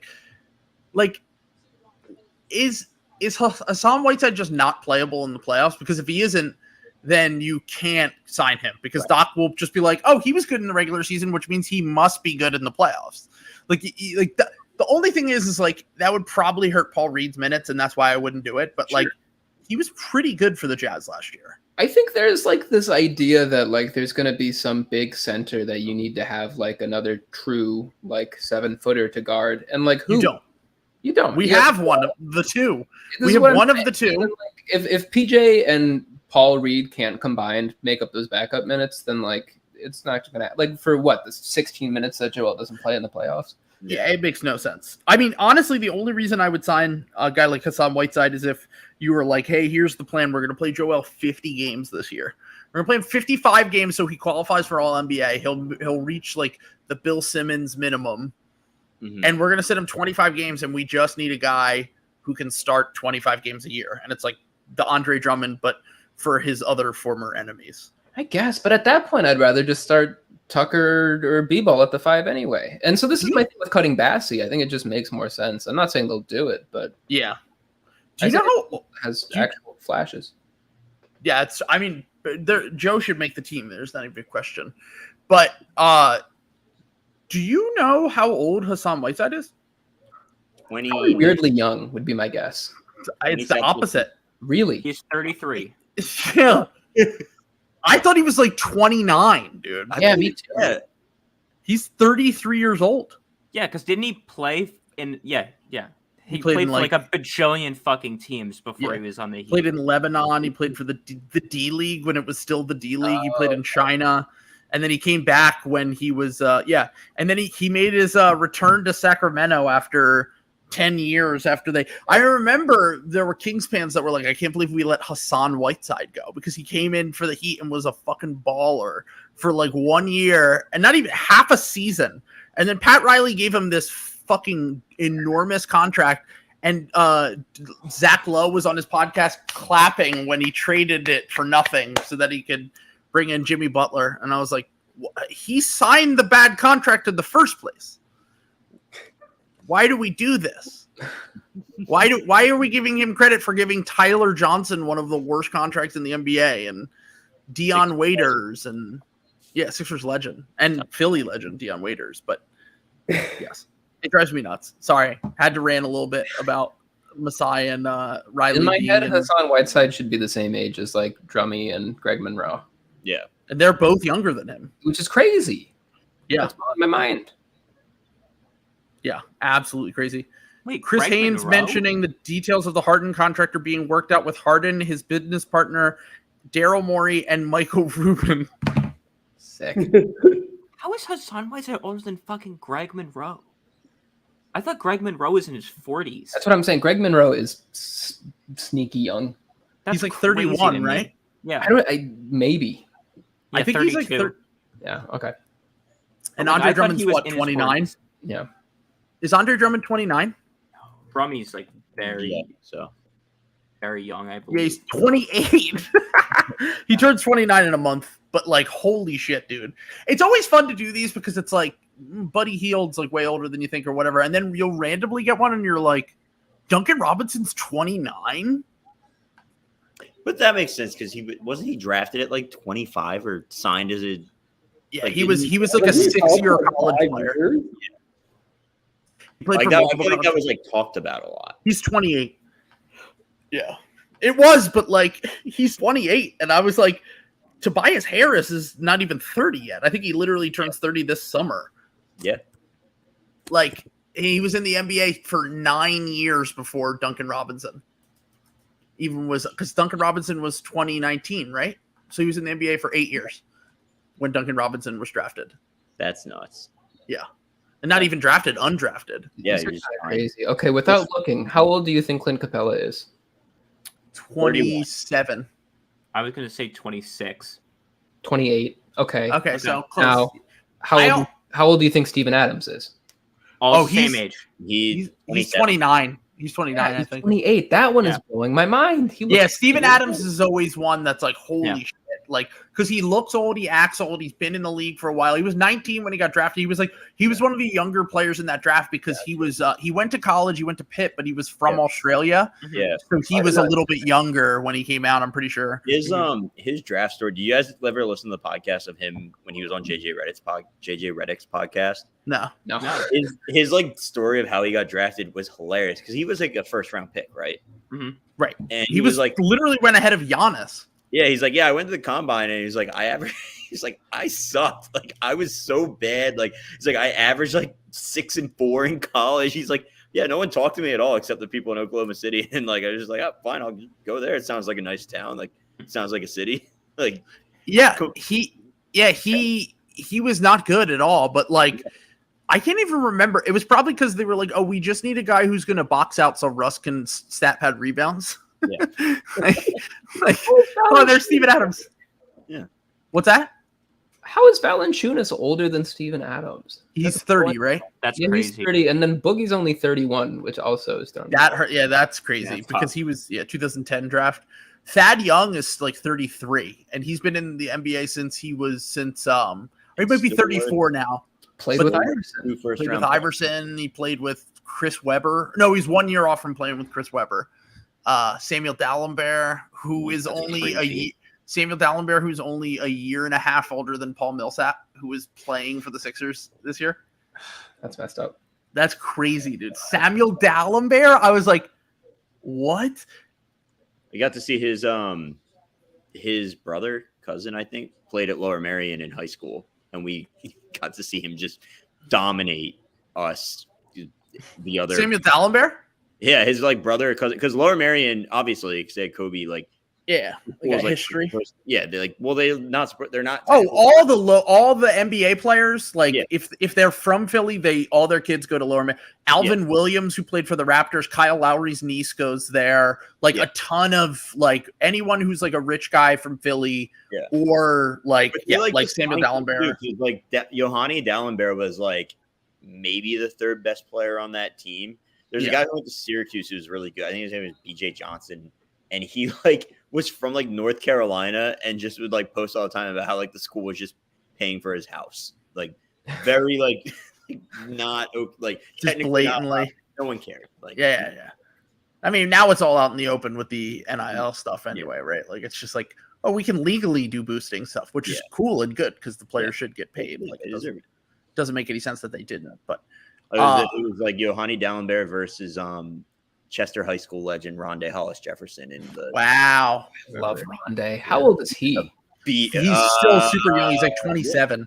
He's like I think he's not old at all. Same year, yeah. Yep. He was so fun to watch in high school. He was he was another guy that I was like, fuck, Rondé Hollis Jefferson's only 29. One of the ones that hurt my brain was a guy. Andrew Bynum always hurts my brain because Andrew Bynum retired so early. You're like, Andrew Bynum's only 34 still? Like, what the fuck? I think he's a little older now, but hold on. I'm going to start pivoting to being a Rondé guy. Need Rondé on the Sixers. Need him back. Maybe a fine, like, that men win. Yeah, no, he's 34.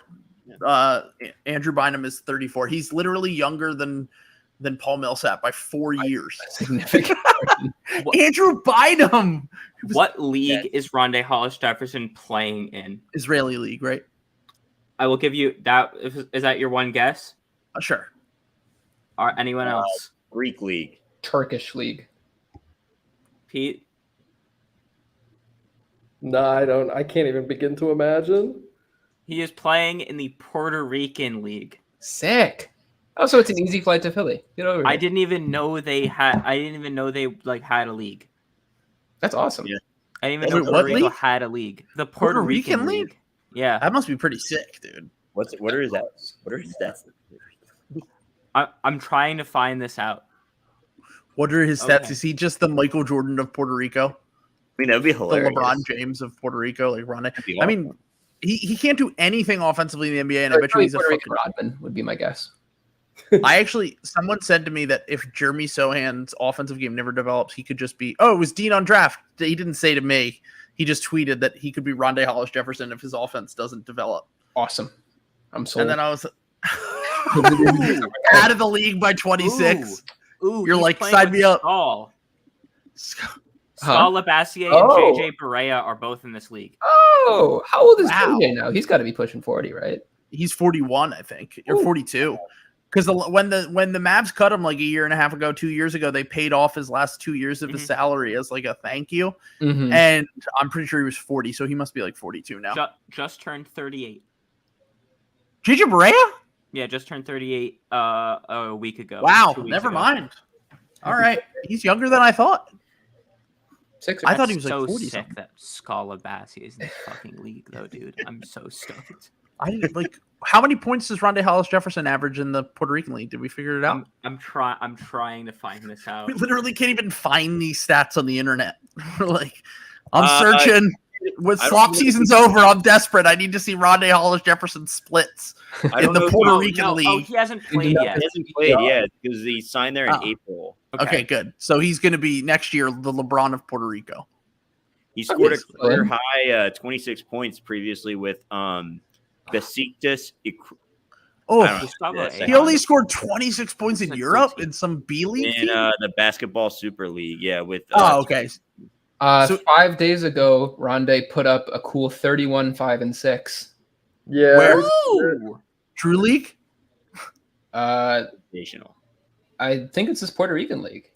Oh, so he did. Okay. So do they play in the summer? Baloncesto Superior Nacional. Every other game he's been kind of ass, but that one is pretty good. I'm trying now desperately to see if there's any other guys I know. To be fair, this is team. She said Aaron Baines is a legend here because he got Scotty Barnes. So that's literally he's our Mike. He's the Mike Muscala who got us Maxey. It's true. Who is in this fucking league? None other than the rights to Ricky Sanchez, baby. Ricky Sanchez is literally in the league? He is literally in the league. That's amazing. Wow.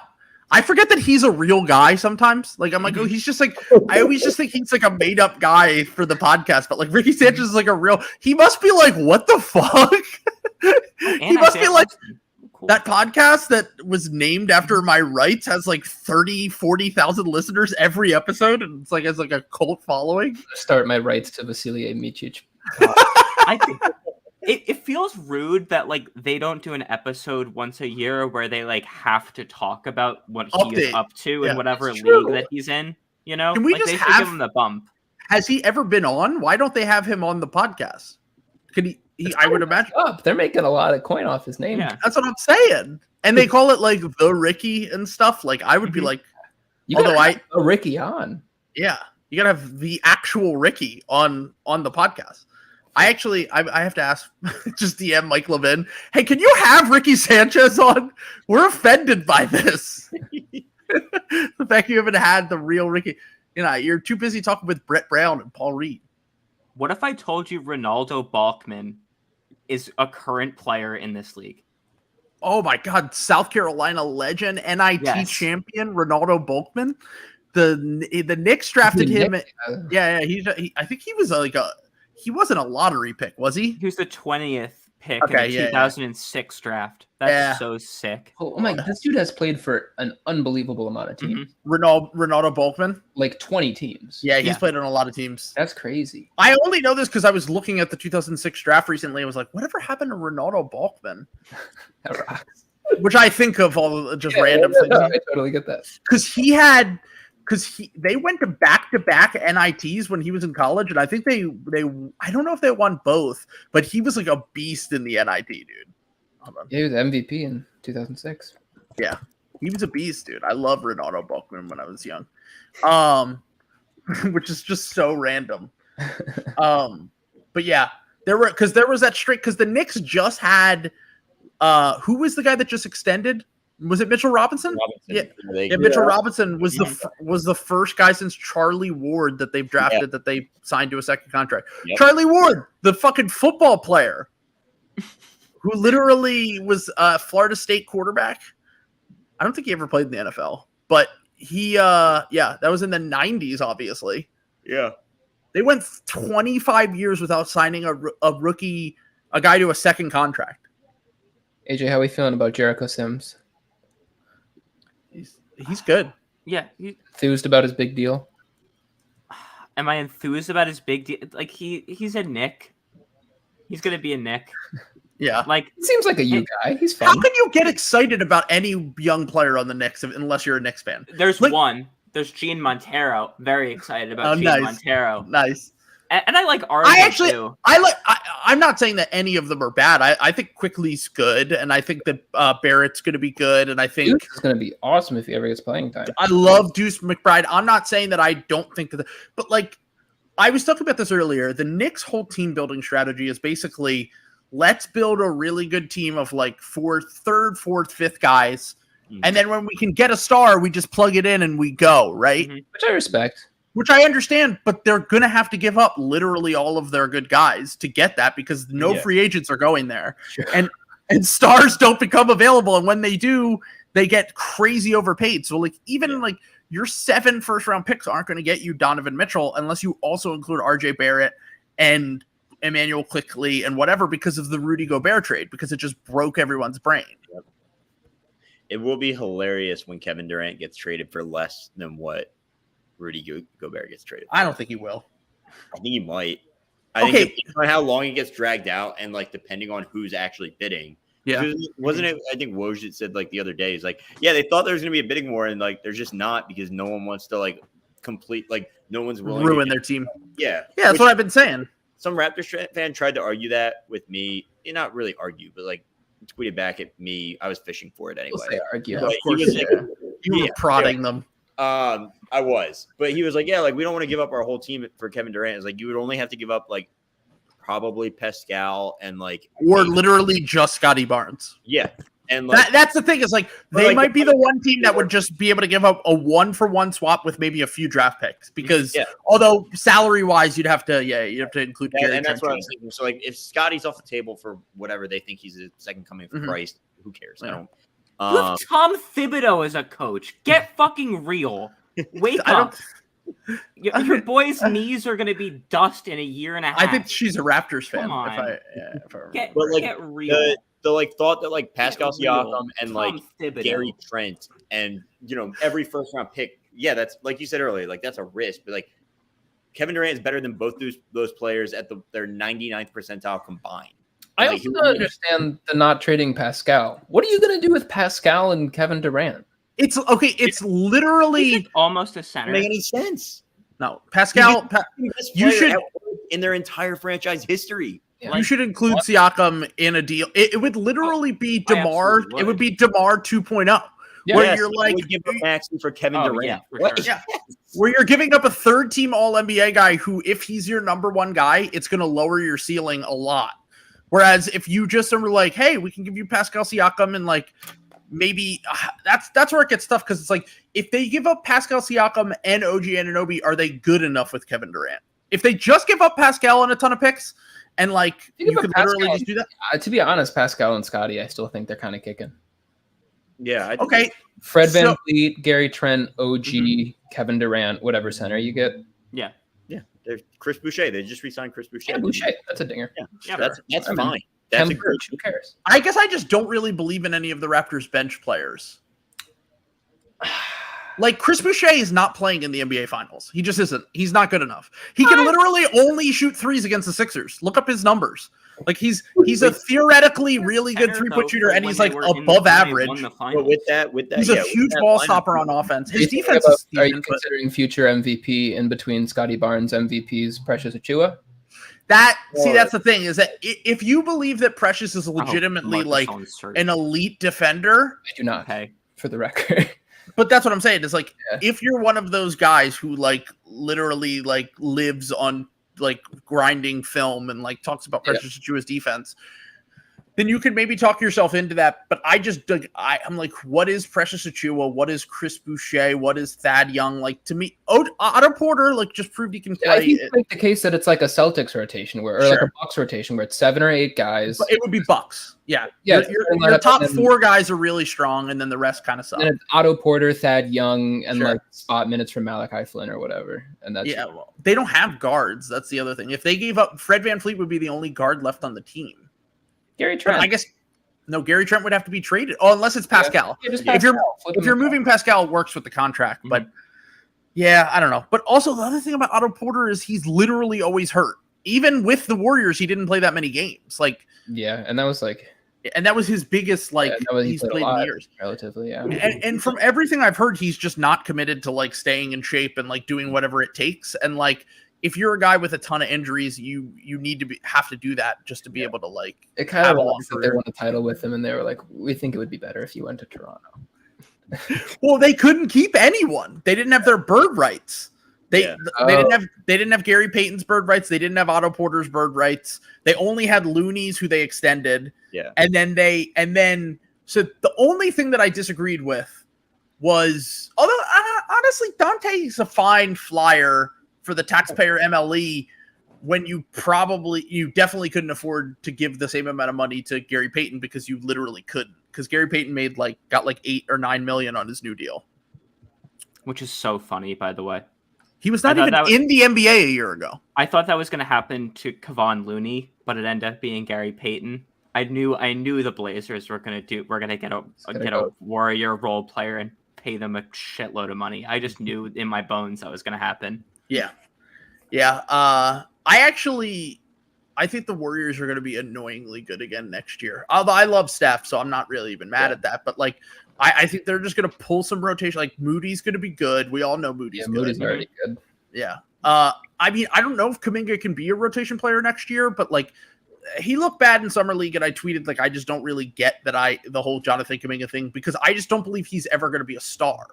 I think he could be like an Aaron Gordon. I think he could be like a high level, like starting power forward, like play finisher, who defends his ass off or whatever, which is a valuable player to have. I'm not saying it isn't, but like he's 19 still, and like is he going to be in the regular rotation next year? Is the question, because like. If Dante can replace, he's not going to be as good as Gary Payton the second was for them. But like, if he can replace some of those minutes, and then Moody can replace the Otto Porter minutes. They're missing the straw that stirs the drink, and that's Big Juan T. Sadly, he didn't really play last year though. Wow, he's a vibes locker room guy. Yeah. That's why the Lakers got him. Probably. They're going down the tubes without him. Did the Lakers get him? I don't think I saw. The Lakers did get him. Yeah. Yeah, I didn't even know minimum, that. or did they pay him? That's awesome. Then they got him a minimum. Yeah. Can we talk a little bit about the Lakers before I do want to get out of here in a little bit, but I would love to talk shit on the Lakers. I think they're fun. I think this is a fun group of like misfit toys. Yeah. I do like that they just were like, hey, remember how we fucked up by signing a bunch of old players last offseason? And like they all like died mid-season because they're 47 years old. Yeah. What if we went the opposite way and we just signed guys who are not good, but they could maybe be solid, but they're like 23, so like they have upside theoretically. Yeah, a lot of theoretical upside with these guys. I think that was like Lonnie Walker's the perfect theoretical upside guy. Like he's never been good, but he looks like he would be good. So you're like, I kind of believe in him because he like can kind of shoot and he's athletic. He'll have like one awesome dunk in like October, and Lakers fans won't shut up about it for the next 3 months. Yeah, it's such a fitting, perfect end for LeBron too. It's such a full circle moment. Yeah, that like he ends his career with like 23-year-olds who are just dog shit while he's carrying them. Which is also like the only reason they're there is because he just like completely tanked the team and just ruined the whole thing with the Russ trade. Dude, I remember listening like after they won the bubble championship and like they made all those moves. I think they like traded out. Did they have Gasol that year? Yeah, they had Gasol after the bubble. Yeah, Gasol wasn't even that bad. If I remember, no, he wasn't. And then they like just old. Get Dennis Schroeder instead of Danny Green, and like they just made all these moves. It was like, yeah, these all looked fine. And, they got rid of Gasol for Drummond, and then Drummond was not very good for them. Yeah, and like these guys look fine, but like also like this fit is terrible. Like anyone who's like ever watched a game of basketball is like, this is just not going to work at all. And then the Lakers fans were like, no, it'll be fine. And then we're shocked halfway through the season. We're like, oh, we're terrible again. Like, it's mind-boggling. It is weird that they figured out the formula and they immediately were like, we have to change it up. And I'm like, wait, you just won the finals. Yeah. Like it didn't make any sense to me. Your finals formula was literally 3-and-D guard Alex Caruso, 3-and-D wing Tavius Caldwell-Pope, 3-and-D wing Danny Green, 3-and-D 3-ish and D-ish wing Kyle Kuzma, who then became a 3-and-D guy, kind of. Mm-hmm. Like they literally had like if they just ran it back, that team's pretty decent. Yeah, they probably would have at least made like one more decent playoff run. If not like although AD was hurt. So like if that was always the problem with that version of the Lakers was that if LeBron or AD weren't perfect, they weren't going to do anything because they were so top heavy.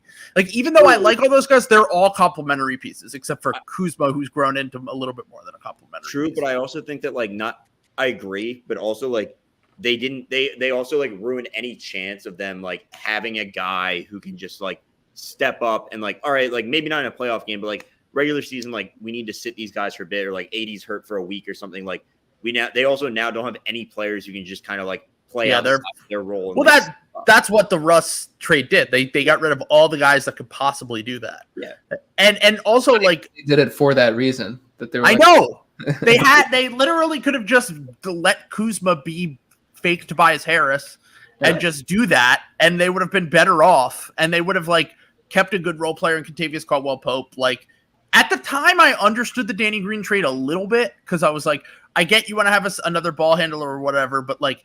A lot of smart GMs probably would have looked at Dennis Schroeder's year in Oklahoma City and said, okay, he had literally the biggest outlying shooting year of his career. And other than this, he's not a good shooter.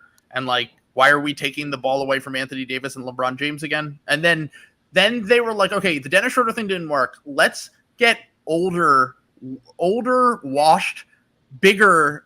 I guess he's kind of the same size, but basically Dennis Schroeder on a supermax, and Russell Westbrook, and ruin our depth. I think Rob Pelinka has like a great severance clause and is just dying to get fired, like doing everything he can to not have to work there anymore. And yeah, he probably is miserable, I would imagine. And Jeannie Buss is just like, no, like you're fucked. Yeah, you got to finish out your contract. All right, let's try to figure out something. Who is the third best player on the Lakers? And don't say Wendy and Gabriel. That isn't. Parm was literally like about to say it. It's obviously Wendy and Gabriel. Troy Brown Jr. No, it's got to be someone. Okay, so Russ doesn't count because we think Russ is going to be off the team next year, probably. Yeah, my answer would be Juan T or Troy Brown Jr. I mean, I think the answer is. Oh my God, it's so bad. Unless you're like a big Melo. Wait, no, Melo left, right?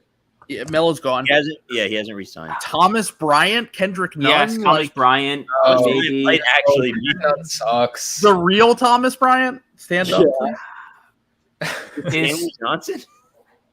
Yeah, I'm thinking like Stanley Johnson, who doesn't. Stanley Johnson is ass, sadly. Yeah, he's not good. Nick Nurse, like, say, like, isn't he like the guy that Nick Nurse went public and was like, it's like this guy is just poo-poo. Yeah, like, he just doesn't know what the fuck he's doing, and I yell at him all the time. There was this interview that came out with Stanley once he signed with the Lakers, and it was like a career revival thing, and he was like, yeah, I used to try to do too much, and then Nick Nurse just had to tell me for a month straight, your ass. Yeah, you're trying that much. And then he went over and like kind of did the same thing.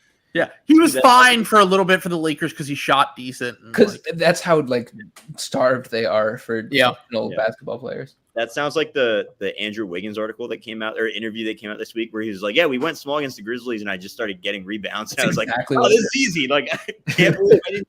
I should have been doing this my entire career. And his reasoning was never going to average less than 8 rebounds a game anymore. It's like, that's. Well, his motivation to do it was because he wanted to get buckets too, because he was like, because I don't have enough touches here, like, to get buckets, so I got to figure out a way, which is just like such a Hooper brain thing to do. I loved it. To be like, oh, I don't really like when I don't really believe in like high IQ or whatever, and then I see stuff like that, and I'm like, maybe. Yeah, it might be a thing. Could it be Lonnie? I mean, it might be Lonnie Walker. It should not be Lonnie. Let's be serious. As the third best player, they're terrible. Their team's really bad. Are we talking who is the best upside? The third best upside, maybe. Okay, I have a question. Who is older, Austin Reeves or Lonnie Walker? I'm gonna say Austin Reeves. I think Lonnie's 24, Austin 25. Austin is just turned 24, and Lonnie is 23. He'll be 24 in December. Do the Lakers still have Mac McClung? Yes. No, he's on some other summer league team. He was on. Really? Who was he playing for? The best player. He went viral for something earlier. DC legend. Mac McClung. Hold on, let me see. They don't even have like they were like they lost. Oh, he's a warrior. Of course. Sick. Yeah, legend, absolute legend. Yeah. So yeah, I really think Lonnie Walker might be their third best player, or like Unless you believe in Damian Jones. That team is so bad. Oh my God. It might be Austin Reeves. Like, it actually might be. I can't even imagine who their third best player is going to be. Well, here's the thing. That will be the fourth best player once they get Kyrie. Is it probably? It's probably Talon, right? Or at least that's what I'm telling you. The fact that we've now named 7 guys that it could be is not a good sign. No, it's Troy. It's Big Troy. Troy's bad, dude. Yeah, he was really bad for the Bulls last year. Oh, he's coming back, baby. Oh, comeback season. Him and Wizards legends Thomas Bryant and 2017 Wizards. Yeah. Look, the thing is that they signed so many young players that like maybe Lonnie could be good, or maybe Thomas Bryant could be good, or maybe Troy Brown could be good, but they're still all like 23 or 24. So like maybe they just haven't been in the right role for them because they haven't played off like superstar players. Wait, wasn't Thomas Bryant also? Yeah, he was a fucking Laker. He was. Yeah, he got drafted by the Lakers. Yeah. He was a second round pick, and then he got traded to the Wizards or something. I think Thomas Bryant will be like fine for them. Yeah, sure. He'll start for sure. Yeah, he'll definitely start. But his whole thing is like he's an offensive center who doesn't play defense, and then isn't Damian Jones like the opposite? Where like he's like a defensive center who doesn't play offense, or am I thinking of someone else? Damian Jones is like super mid. Yeah, he's a mystery to me. He's only played for what, like the Warrior. He was like the Warriors' backup to Kevon Looney, and then he was Kings, I think. He was like Chemezi Medu and Rashawn Holmes' third stringer. Yeah. Oh my God, Chemezi Medu. Chemezi Medu was goated. So goated. So, but last thing before we get out of here, we just have to figure out what is going to be the Lakers' starting 5 if they don't trade Russ. Because if they trade Russ, then it's just Kyrie. Who cares? Who cares? LeBron, AD. Or you could start Thomas Bryant, and because he can shoot, so you could go Thomas Bryant, Anthony Davis, LeBron. Who cares? Kyrie. I think that's probably what it would be. Yeah, and then just swap in Russ. So like you probably. Yeah. Maybe like Austin Reeves. Like, yeah. Yeah, any of those guys that we named. It's honestly probably going to be Lonnie Walker, which is probably why he signed there. Yeah. Yeah, I feel like he would be the worst without LeBron telling him what to do. Yeah, so sure. Tie them together. So yeah, I was going to say he's shooting guard, right? He plays the 2. Yeah. Legally. Yeah. Okay. Yeah, I think so still a play-in team. Honestly, I will say, well, if they get Kyrie, they're not a play-in team. I think they'll be above that. Although you can't really trust Kyrie. You don't know how many games he's going to play. Yeah, that team sucks, dude. I trust Kyrie way more than I trust AD. They both, like, but like Kyrie trust AD. He's taking off like 2.5 months in the middle of the season. Yeah, well, the question is, what other team is going to bail out the Lakers and cut like some decent veteran, and then he'll just sign there for the veterans minimum, and you'll be like, this sucks. Wasn't Kemba supposed to do that? Oh, I joked that Kemba was going to do that, but he hasn't even been signed. I buy that actually now. Oh, you're forgetting the Lakers. Oh wait, if they get Kyrie and Kemba, just get all the former Celtics point guards. Oh yeah, they have to sign Thomas, you're a Laker. They bring Brad Wanamaker over back from Europe or wherever he is. Unironically, they signed Tremont Waters. Oh my God, that would be cool. Actually, I love Tremont Waters. He's a bucket and a problem. Yeah. Fuck. I'm trying to think. Wayne Ellington is on a non-guaranteed, according to Spotrac.com. Wayne Ellington's washed. It doesn't matter. He sucks. But he does. I'm just trying to think of guys that are on the Lakers, man. I'm just trying to I'm trying to think of guys that are not 22 that are on the Lakers. Yeah, I know. The Kings Magic Summer League game right now? No, I don't think so. Oh yeah. Is it the end of the game? I think Keegan Murray just hit like a game winner. Oh, nice. Going to overtime. Oh, nice. Send it overtime. All right, I'll throw Keegan that on. Murray's. We hate to say it. Keegan Murray's nice. He is nice. He's good. Here's the thing. No one ever thought Keegan Murray was going to be bad. We all just thought that he was very underwhelming for the 4th pick in the draft, because when you have the 4th pick in the draft, you usually go for home run grand slam swings. You don't go for – that wasn't even Keegan Murray that hit the shot. Oh, no, he did hit a shot, and then they must have stole it, and then he hit another shot. Yeah. Okay, gotcha. I was persecuted for advocating for Kings Keegan. Oh, I mean, is Keegan Murray not just Harrison Barnes? He's a little better, I think. I think he might be. But almost. But here's the thing: how good is Harrison Barnes? Harrison Barnes. I like Harrison Barnes. Likes He's good. Being in Sacramento, like sure, he's a perfect king. Yeah. Honestly, all right. So last final real thing about the Kings, because I keep seeing people say that they're going to make the play-in, but I looked at it and I was like, how are they going to make the play-in? When you look at everyone that, like, maybe they jump the Lakers if the Lakers are just a disaster again. The Lakers, I think they're better than the Lakers. Sure, but they're not better than I think the Blazers are better than the Kings now that they have. Yeah, that's probably true. That's right. And the Blazers were, but all right, let's look at the standings from last year. I'll bring them up on the screen. Okay. Hold on. For some reason I have it on all caps. All right, there we go. So I'll bring this up on the screen, and then you just tell me who the Kings are going to jump here, because the Blazers were below them. Tab.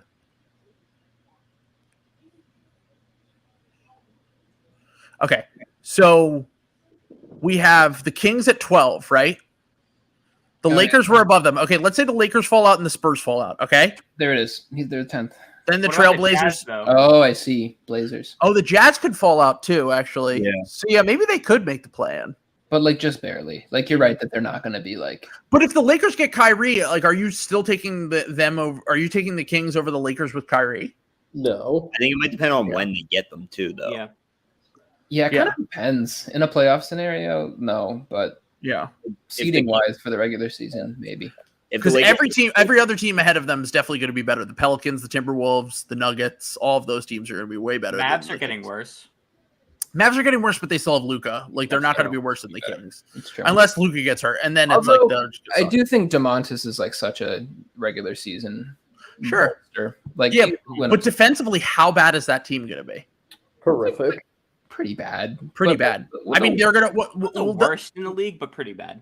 What's their starting... their offense is going to be really good. Because they're going to have Sabonis, Fox, Keegan... Barnes. Herder, Barnes, like a lot of good offensive players. Malik Monk, yeah, exactly. And then he said in an interview the other day, he's like, "Yeah, coaches told me I just got to be better on defense." And I'm like, "Where you been for like 6 years, dude? You've been terrible every year." Like, you have to try. Damn. Yeah. So you have De'Aaron Fox, who's always been a theoretical defender, but actually is really bad on defense. You have Sabonis starting at the 5, who cannot protect the rim and also can't switch. That's brutal, dude. Like, I just don't know how you sub. The Pacers had the one center that's like a role player that isn't like a star that you can just play with Sabonis. And everyone was like, gotta split him up. I'm like, that's the only guy that Sabonis can play with defensively, I feel like. I guess if you're starting Harrison at the 4 and like Keegan at the 3, and you're just just like run around screens and you have Davion Mitchell either start or you start Davion Mitchell with Fox, and then Herder's like the 6th man. That would be if I was going for defense, that would probably be the way. I'd it. Also, Herder's not a bad defender. He just is white, so everyone thinks he's like, that's really what it is. It's like I remember there was a game last year when it was a Celtics Hawks game, and they were like, why are they targeting Kevin Herder when Trae Young is on the floor? Like, they were like Trae Young is a much worse defender. Like just because he's white doesn't mean that he's that. Like, he's a fine defender, but so their top 6. Like, I'm not the biggest Davion Mitchell guy, but like he's probably fine as like a bench guard or fringe starter. Yeah, I think. And then you have Fox. Okay, let's say they start Fox, Herder, Barnes, Murray, Sabonis, and then their 6th man and 7th man are Mitchell. They have so many guards. Mitchell, Davion Mitchell, and Malik Monk, and then Shemezi Metu as the 8th man. What about wouldn't it be Rashawn Holmes? Rashawn Holmes, yeah. So Rashawn Holmes would come off the bench.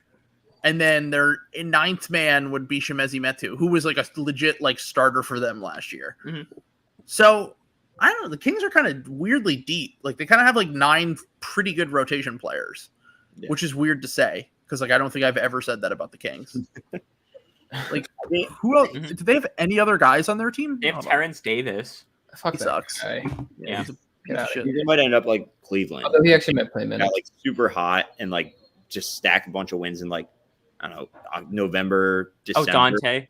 And then try it. Oh yeah, Dante's on the team. Trey Lyles. No, he's not. Dante left. The He Warriors. went to the Warriors. Oh, remember? yeah. They let him walk in free agency That's because true. he didn't want to be there. He's a Warrior. Yeah. Okay. King Nemius. King Nemius. And Alex then they Len. have like guys. They have Jeremy Lamb, Josh Jackson. Trey Lyles is fine. Trey Lyles is like a fine bench guy, like a fine like 12th man. Yeah, he's a fine 12th man. Yeah. All right. Well, so we do think the Kings are going to make the play, and they'll probably be like the 9 or the 10 seed next year. It comes down to the Lakers. No? Oh wow, who just hit that? Who just banked in that 3? Oh, it was Keon Ellis, who I think is actually going to be pretty decent. Oh, look at that. I don't know anything about Keon Ellis, to be honest. I think you would like him. I only learned about him because everyone was freaking out after one of the summer league games, and I looked into him, and I was like, "Oh, this guy's actually." It was on the Kings. Who? Keon Ellis? Yeah, the Alabama guy. Oh, fantastic! I thought he. Why did I think he was on the Clippers? You just banked in a 3. There's I don't know. Johnson, who was on the Clippers, who went to Blazers. There we He got go. traded Yes, to the Blazers. Yes. Yeah. But yeah.